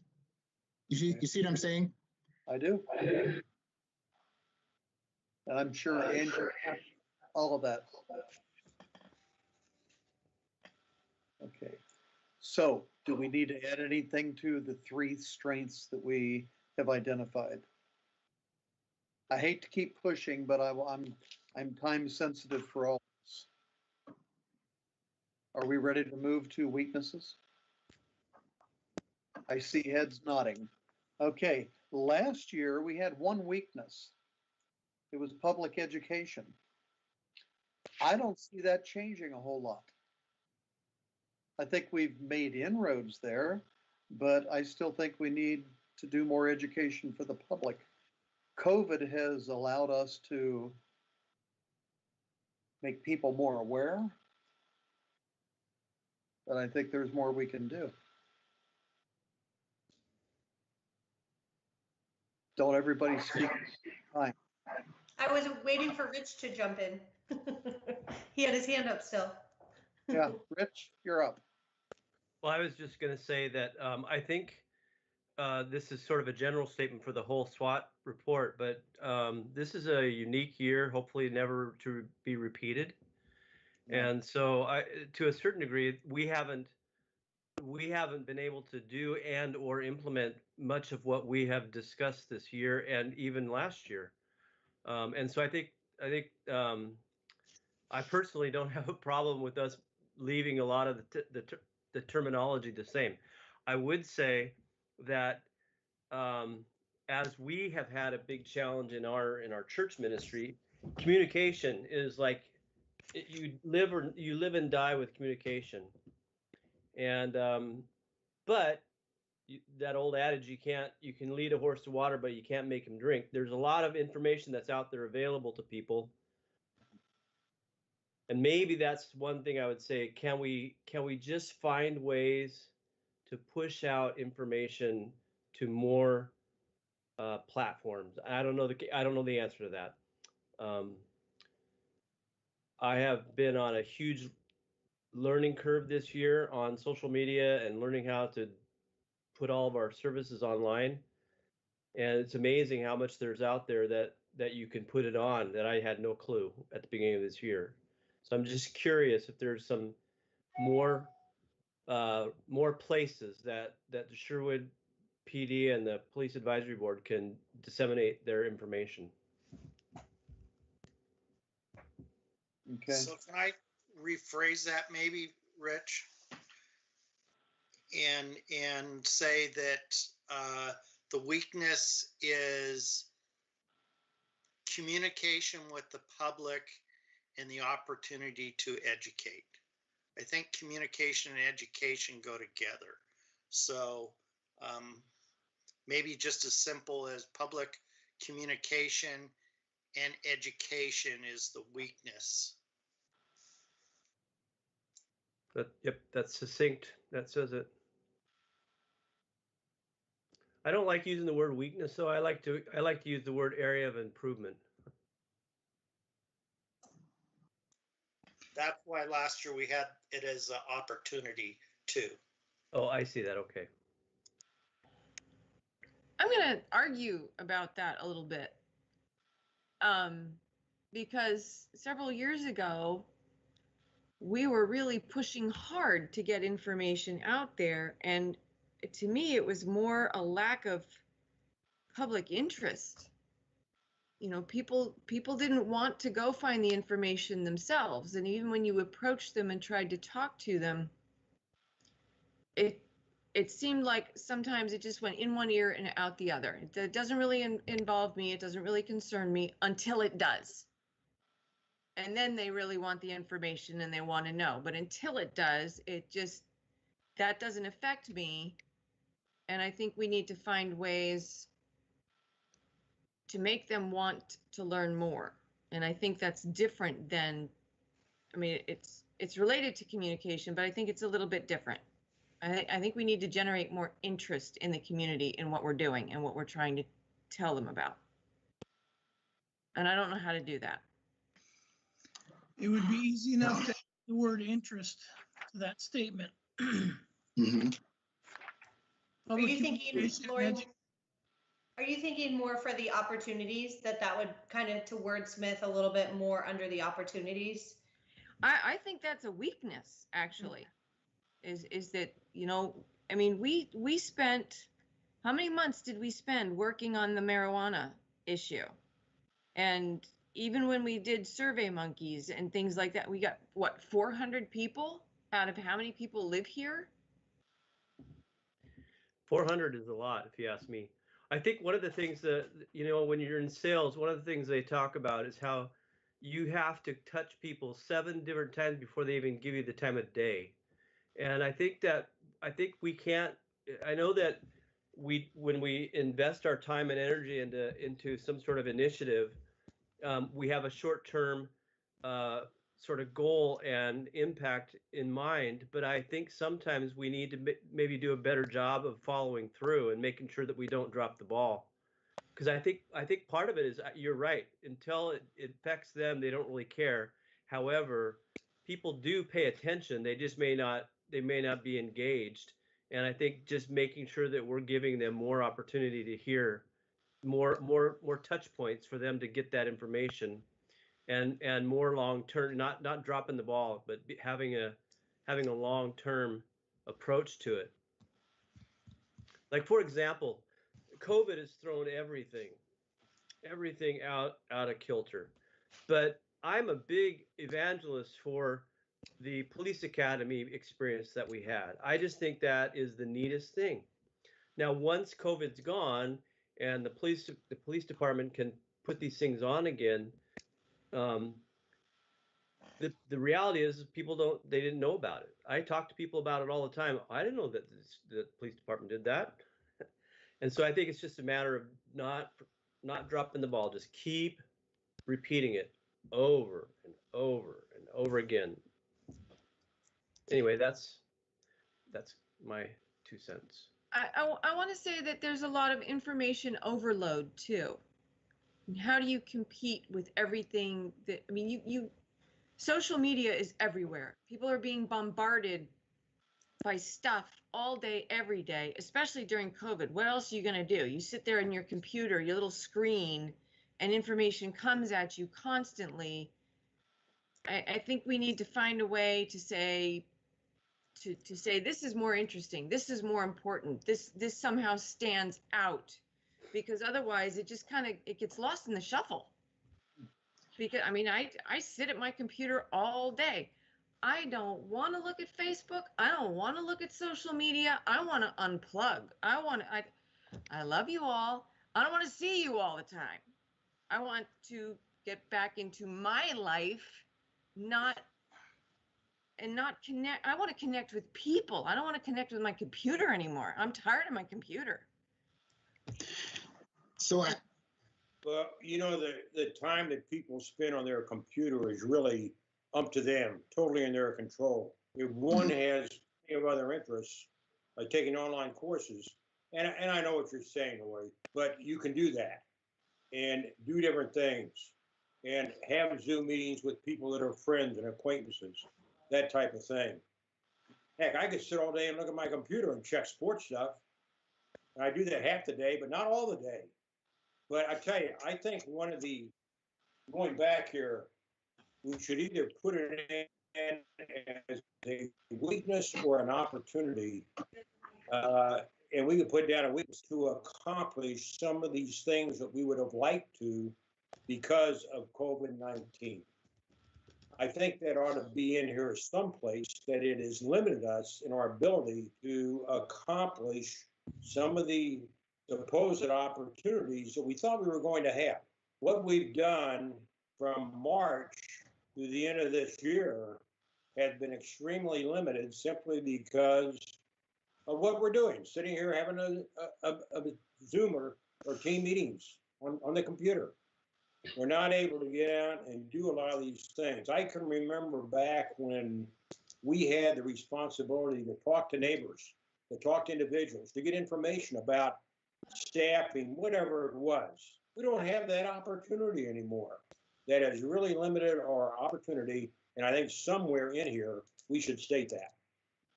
That's what I was thinking too, Bob. I was thinking for opportunities, something about like public re-engagement. Not that I think the police has done a really good job on social media and using the tools you have right now this year and even in years past before COVID. But I do think if we put for opportunities something about public re-engagement, then we could touch on those things like the police or the Citizens Academy and the Coffee with a Cop and, you know, the Christmas things and all of those touch points, even being at, you know, like the parade in the summer, all those touch points that unfortunately outside of our control, we missed out on this year, that we, you know, that those opportunities really for public engagement and community policing, you know, we didn't get to do as much just through COVID. Right. So in terms of the, oh, go ahead. Go ahead, Ralph. No, go ahead, Brian.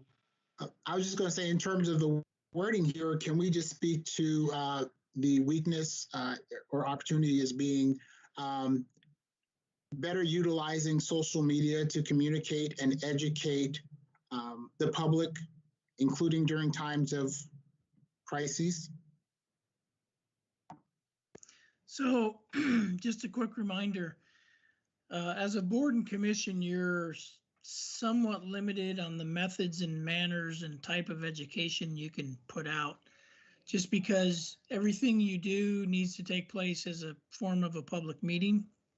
So you'll notice that announcements about activities or, you know, special meetings of boards and commissions are put out by city staff, because social media is an interactive tool and we can't control it. We can't stop it from being an interactive tool. So is any board and commission that then engaged in social media, then people respond, comment, ask questions, and now all of a sudden we've created this ongoing public meeting. So part of that is just a limitation that's implied on you by state statute. So as you're thinking through these, you really need to be thinking about them from the perspective of the police advisory board and not necessarily the police department. And I know that's kind of difficult too, because those kind of cross over. So what I captured under weakness was public communication and education. And then the next bullet point, I just wrote COVID limitations. Yes. Because that has limited your ability, as it has others, your ability to interact at some of the events with your neighbors, so on and so forth, like you have done in the past. And it's also probably limited people's ability to interact with you. Chief, I also have for a strength, I'm going to drop back up.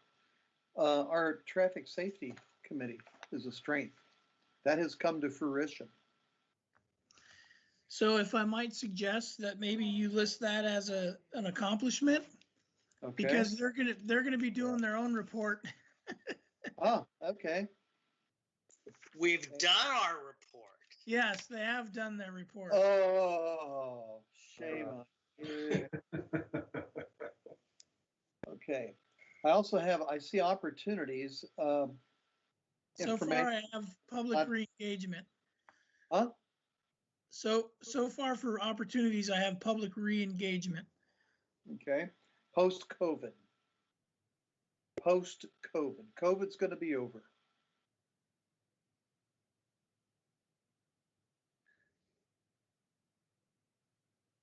Okay. So are we good on strengths, weaknesses, and opportunities? I think that was a yes. Let's say yes for the dog. Okay, threats. folks. Last year, threats.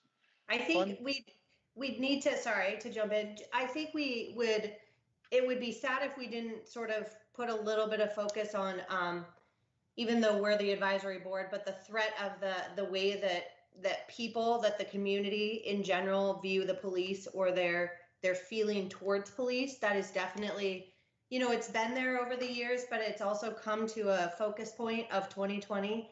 And so I don't know exactly how to word that, but I do feel like that's a threat. And maybe it sounds a little bit more like public perception, but I don't know. It's, something with the way that the community feels, and assisting with the way the community feels. But I feel like the threat is maybe the negative views towards police. Maybe that's it. Maybe that's the way to say it. But I must be living in a vacuum because I don't get any of the negatives. I get positives. I don't get negatives. I don't in Sherwood per se, but as a country, right? It's beautiful to live in Sherwood, but let's be, realistic in that as a country, we're going to have people move here from other places, as we did this year. And the chief was able to contact and sit down with a person who moved out from out of state. That, I think we do have challenges with people in, more national attention from police interactions. Yeah. I just, go ahead, Chief. I'm just thinking maybe we word that the threat would be failing to engage in the dialogue. Now I'm trying to be succinct and I'm having trouble, but if the board fails to engage in that, which you haven't, you have been with respect to policies and so on and so forth, but that would be a threat if the board says, we don't need to do this, and the police department's fine and there's no reason. That would be a threat, I think. So if how that makes about, sense. I'm confused. how about just tweak that a little bit? Failure to engage in the national policing Or regional dialogue. Policing debate or discussion. Because I think that's really what it is. It's more than region or stuff. It's a national discussion about policing. I don't like the term failure. What about missing the opportunity as opposed to failure? I don't like the connotations behind the word failure. I'm still struggling just a little bit with exactly how this relates specifically to this committee as opposed to the department.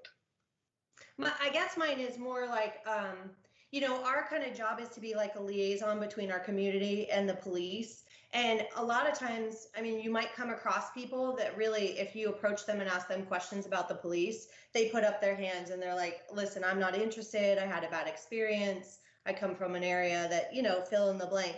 So I guess I don't want to, I'm thinking like, how do we, that can be a threat, just the whole bubble up, I suppose, for lack of a better way to say it, of, negativity towards police. Not specific to Sherwood, but it is potentially like a little bit of a barrier or a wall, in my opinion, that sometimes we have to get over in order to approach and gather information and data and rapport with our own citizens. What if we say something like, under threats, we acknowledge that due to the social unrest and the defunding police moniker that has been kind of front and center for 2020, we recognize that is an issue that is national, and we also know it is an issue that resides in Portland. We need to be aware of that as a possible threat for Sherwood, something along those lines. Because I do think, here's one thing I know of young people that left Sherwood on a daily basis to go down to downtown Portland and protest. And they were vociferously, violently angry about Portland Police Bureau. And then they would come back to Sherwood and everything's fine. We need to be aware of that there is that contingent. I would also add that I think it's important that I remind you that your role as a board, for those of you that have been on this board for several years, some of you from its inception, the role of this board and the perception of this board has and needs to continue to change. This board has to take a place of engaging in the policing conversation for Sherwood. I would caution about looking at it from a national or regional perspective, because I think while that's important to our community, what really matters to them is what's going on in Sherwood. And if this board misses that opportunity, that's why I see this as a threat. If you as a board miss the opportunity to hypothetically say, listen, Chief, there's some things that are taking place that we don't like. We're not, we need to work through this. We need to talk about how do we change our policy to address this. For example, if you read a policy and you're like, whoa, wait a minute, this is absolutely contrary to what we believe as a board should be happening. We feel like this needs to be changed. If this board, and I'm not saying you as a board, because the makeup changes, but if this board ceases to fulfill that role, which is really critical right now, then the threat is that you lose all relevance. And at some point, folks could say, why do we even have the police advisory board? They do nothing. We have a police department that's not in line with what our expectations as a community are. We routinely complain. There's nobody we can go to but the city council. In the city council? Well, we have a police advisory board. They do not. You see what I'm saying? So I think that's a very real threat. So you as a board have to remember that. And that's paramount. Kim. Well, I was just gonna, and this isn't my conversation, but hearing what Diane was saying as a threat, maybe it's something like potential barrier to communication due to public perception of policing or something like that. So. Yes, that's good. That's that's kind of what I'm thinking. This is Chris, and I'm grabbing the word complacency from last year and saying complacency in the policing discussion. That to me says we're not engaged. And that's what we don't want to do. We need to be engaged, and we have been, but we sure and heck don't want a perception or reality that we are not engaged in the policing discussion.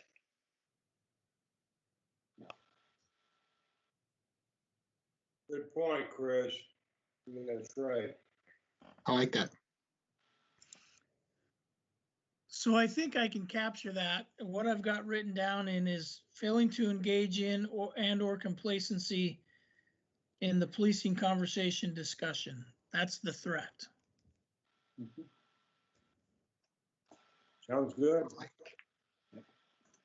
Yeah, I wasn't here last year. Can we speak to where funding came in? Because I'm a volunteer on this board. I just want to make sure that I didn't. Oh, wait a minute. You didn't get the salary. Brian, I didn't tell you. You make twice as much as me as a city councilor. I'm so sorry.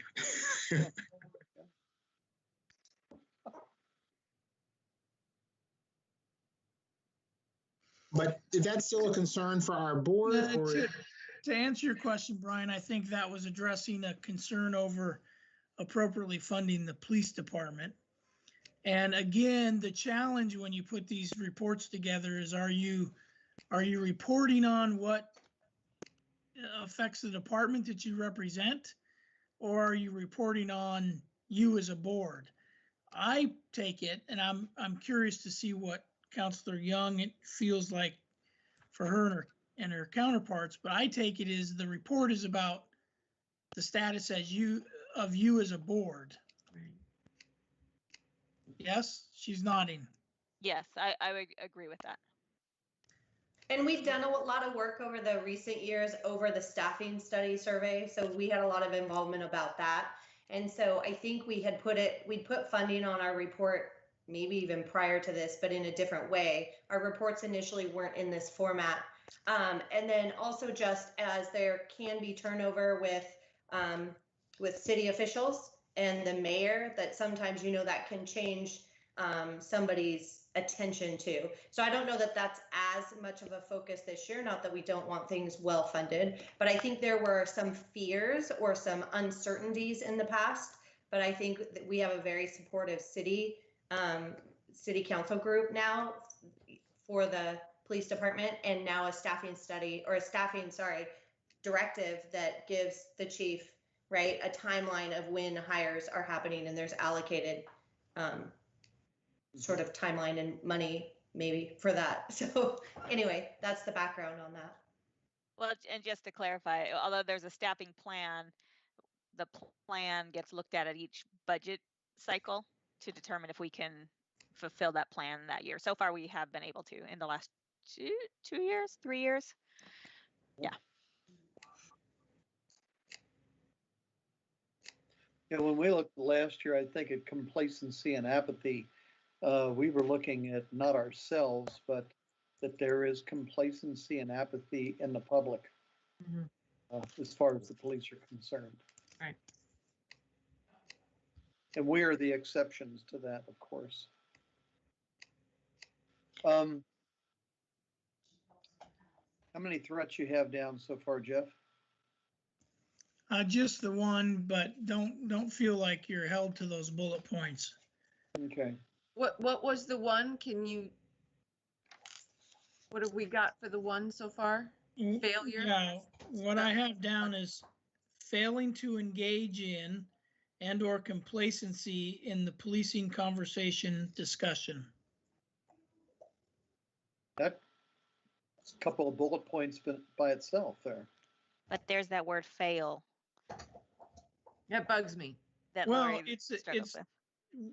wouldn't you agree that failing, it's not what you're doing, it's what it's a potential threat. And if you fail to engage, that would in fact be the threat. It's not saying that you are failing to engage.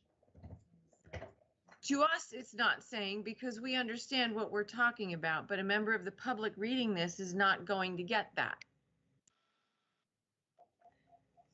But it's under threats. I prefer potential failure, but that's okay. I don't like the connotation of the word failure, because I don't think we are failing. And so it bothers me to put that on there like that and just leave it at that. Potential failure is also a threat, so that's not bad to have potential. The threat is that you could potentially fail. Yes. If you didn't keep having the policing conversation. Yeah. Yes. Okay. Are we ready to turn the page and to look at what are our 2 or 3 most significant accomplishments for this past year? Just Lori, for you, that sentence now reads, not engaging in and/or complacency in the policing conversation discussion. Is that better? Did you say policing conversation discussion? Yes. Isn't that the same word? No, the it's same two meaning. Different words. Yeah, I mean, the same meaning. Yeah, I'll clean it up a little bit, but that's basically, I'm just trying to capture that. So read it again. Well, I took out the word failing and said not engaging or being complacent or complacency in the policing conversation or discussion, whichever word fits better. Yeah, I like that better. All right, that works. That works. Lori can be reached at 503, blah, blah, blah, blah, blah, blah, blah.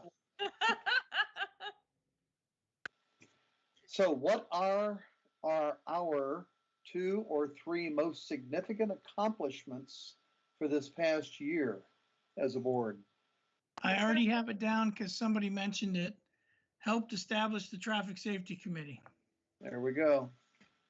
Okay. Right. Something, and then What for about another putting one, something down about reviewing our policy reviewing that we've been doing with you, Chief. Yeah. And you know what? I think it's also our ability to work through this COVID crap that we're dealing with and meeting like this. As much as I would rather meet in person and shake your hands and give you hugs, you know, this is working. We're making it work. I would also add as That's probably a major accomplishment. yeah. I would also add that there was a huge increase in public awareness of the Police Advisory Board this year, and we saw a record number of applicants apply for the open position. So we are definitely laptop here.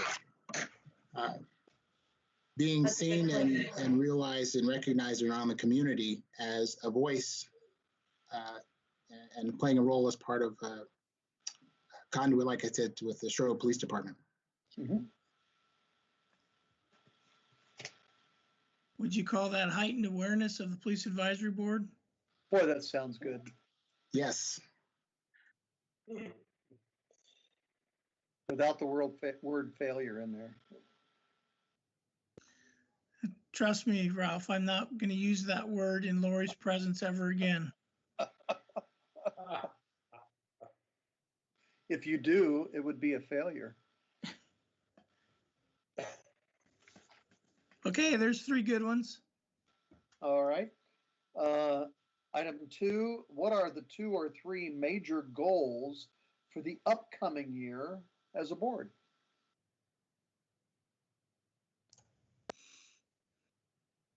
Do you think we'll be able to complete the review of the police policies that we've been going through in the next year?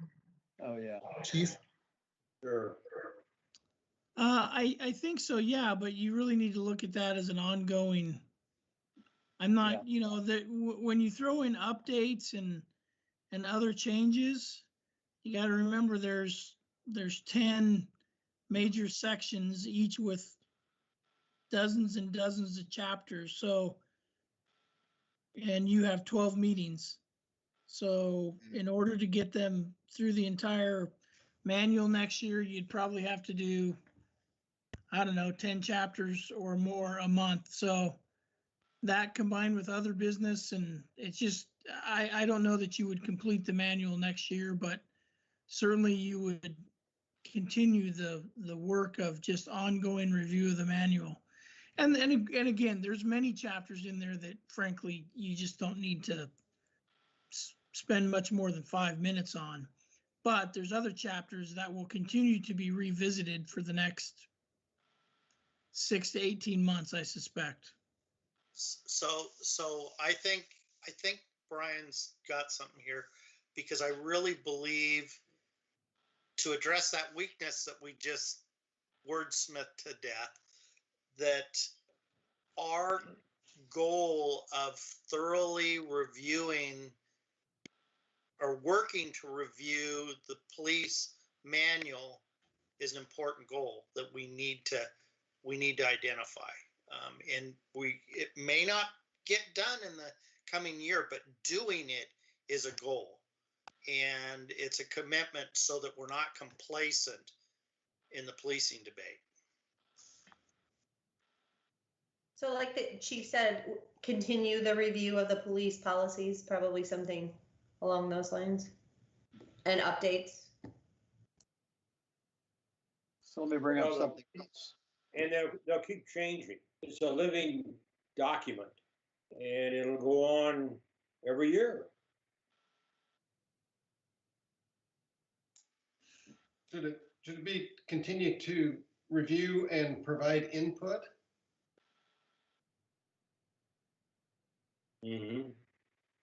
Easy enough. Okay, let me bring up something else. With the last November 3rd election, we had a couple of things that were approved locally, well, and statewide. Locally would be the approval of the sale of marijuana, you know, et cetera, et cetera. And the other one would be, I think what we've mentioned, I want to be careful because this is a recorded meeting, but we've mentioned is maybe perhaps a misconception of the approving of other medical chemicals. I don't know what the right words to use. The wording on that the are now- ballot. Huh? The wording on the ballot. Yeah. Ballot measure 110. Yeah. Yeah. And how, you know, I think we need to understand or try to understand how that might impact us in Sherwood. I mean, we're 15 miles from a pretty big city, and a lot of that stuff overflows into us. And I just think we should try to be as aware as we can be. Just want to throw it out there for discussion.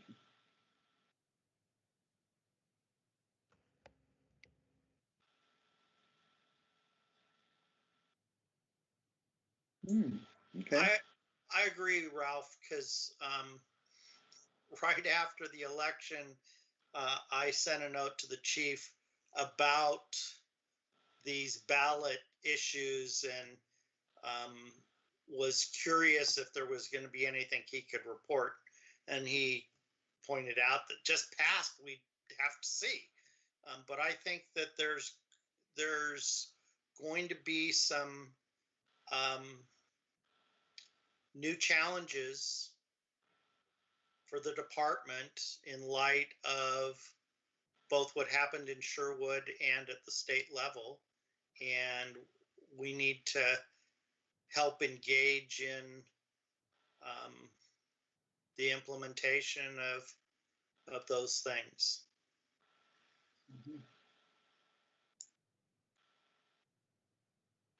I think Jeff is writing.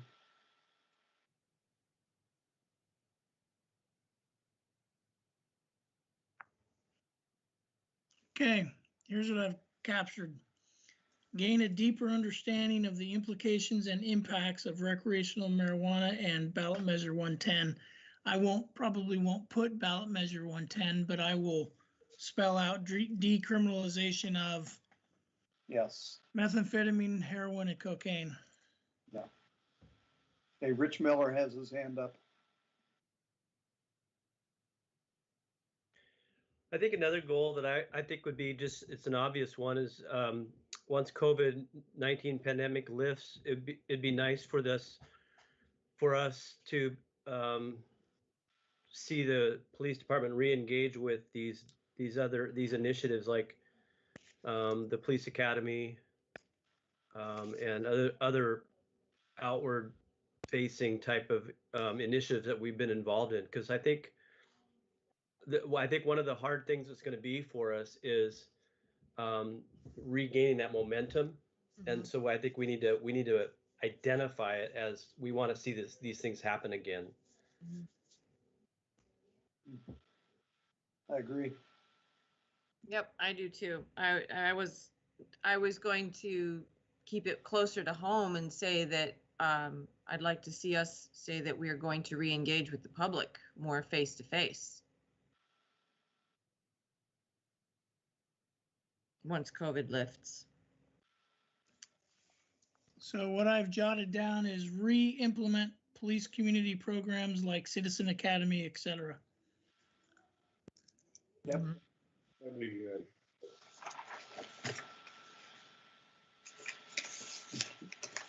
Does that complete our task?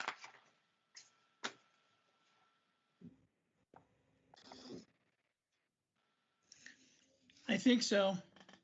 Okay. back to the agenda. Item 6, traffic safety update.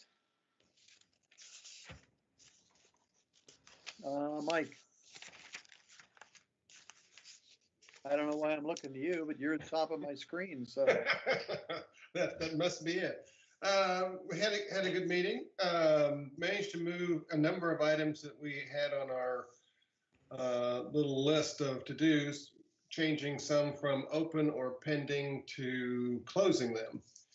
And I don't know Chris's feeling on this. I was a little bit surprised with some of the issues that we had, and frankly, kind of our lack of ability to really impact them in terms of we had an issue, we agreed with it, but we couldn't do anything with it because it wasn't in our purview. The best that we could do was recommend a change to ODOT or refer it on to the CIP or something. But we as a committee didn't have the authority or the wherewithal to make the requested change. So that was something that I got out of the meeting. But it was actually a very good meeting. We've got a number of issues that we'll be chatting about in January. So, Chris? Yeah. So what's been the feedback to some of the complainants and the responses there? In terms of after we've made decisions, actually, I don't know the answer to that. I don't think that I've heard anything specific fed back to us in terms of we got back to this person, we told them this, and they responded this way. So far, our communication has just been kind of outgoing. I haven't seen anything come back to us. Chief, you probably. Yeah. So, and I will have Angie give input as well, as she is the one that oftentimes receives the communication, sends the communication out and receives it back. But the majority of the issues that have been addressed by the Traffic Safety Committee, it's our goal to notify everybody when it's going to be discussed as best we can, and then to let them know where the recording's at if they chose not to watch it live, and then kind of let them know what the outcome was, I think. And we don't get responses from the majority of them. So there have been a couple people that have emailed and said, well, I wish there was some way to change the committee's mind. I mean, but those are, I think, are the exception rather than the rule. So Angie, is there anything you want to correct on that or add to that? No, that's about right. I actually have not had a chance to notify the folks from our meeting last week what decisions were made for them. So I don't know. I do think that there has been some people that have been pleased with the outcome, and then some that were kind of disappointed. Just kind of a mixed bag on that. I do know that as a committee, we decided that, any responders that were really upset, we just gave them Chris's phone number. Broad shoulders.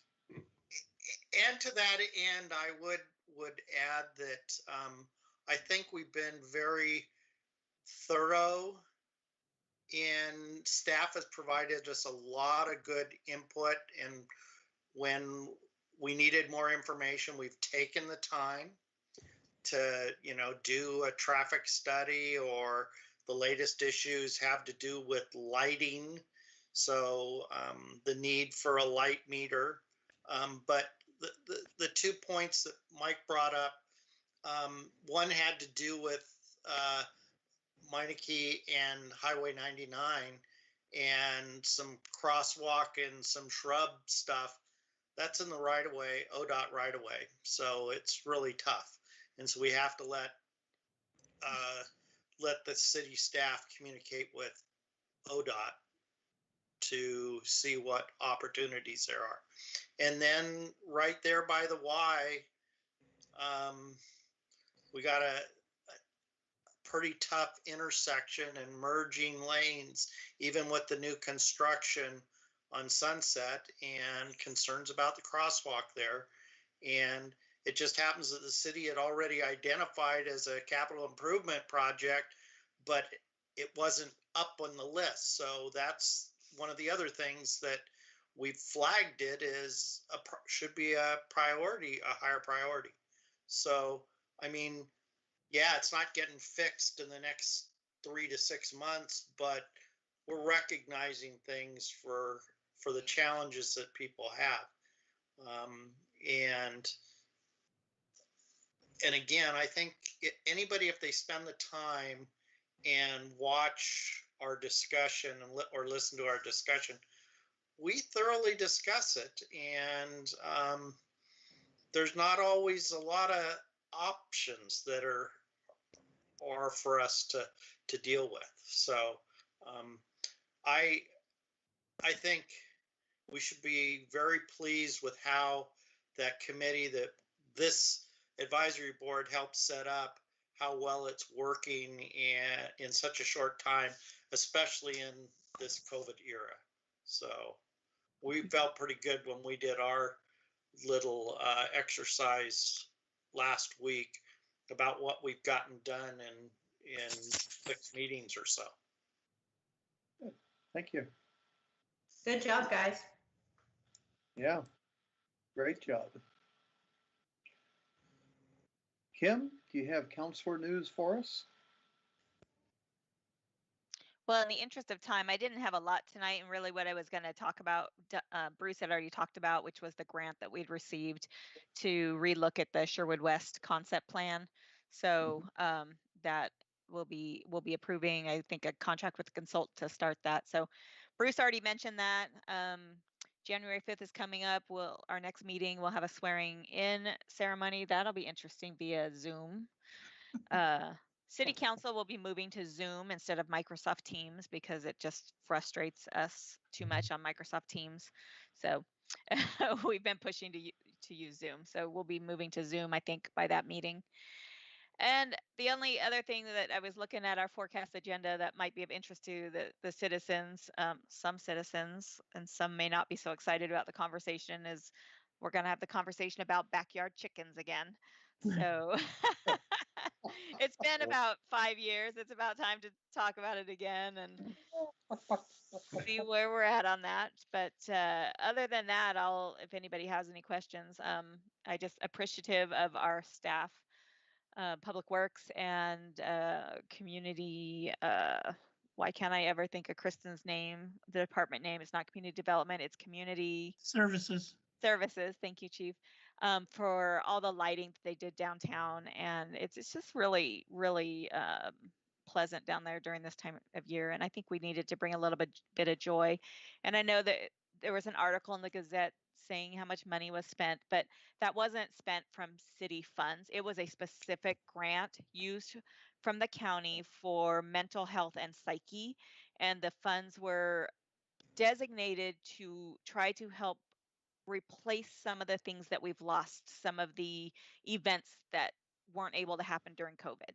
So this is an event. This is replacing the parade and the tree lighting and just trying to draw people to our downtown corridor, to our small businesses that are still trying to stay open and whatnot. So that's all I have for tonight.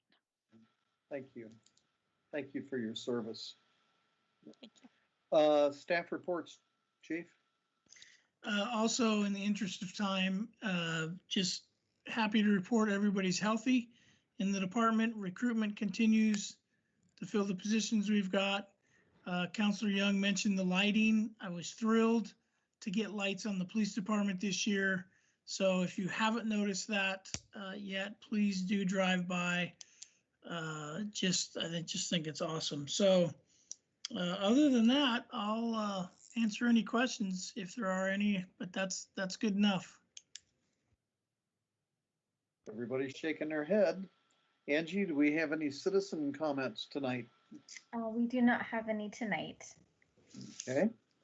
Well, we are at our adjournment, and I want to wish all of you a very Merry Christmas. Look at Laurie's Christmas tree in the background going from white to color. There we go. Anyway, Merry Christmas to all of you. Thank you for your hard work this year. Have a happy and a safe new year. And let's just look for a prosperous 2021 and get COVID in 2020 behind us. Amen. Yes, amen. Merry Christmas. Merry Christmas. Merry Christmas. Have a good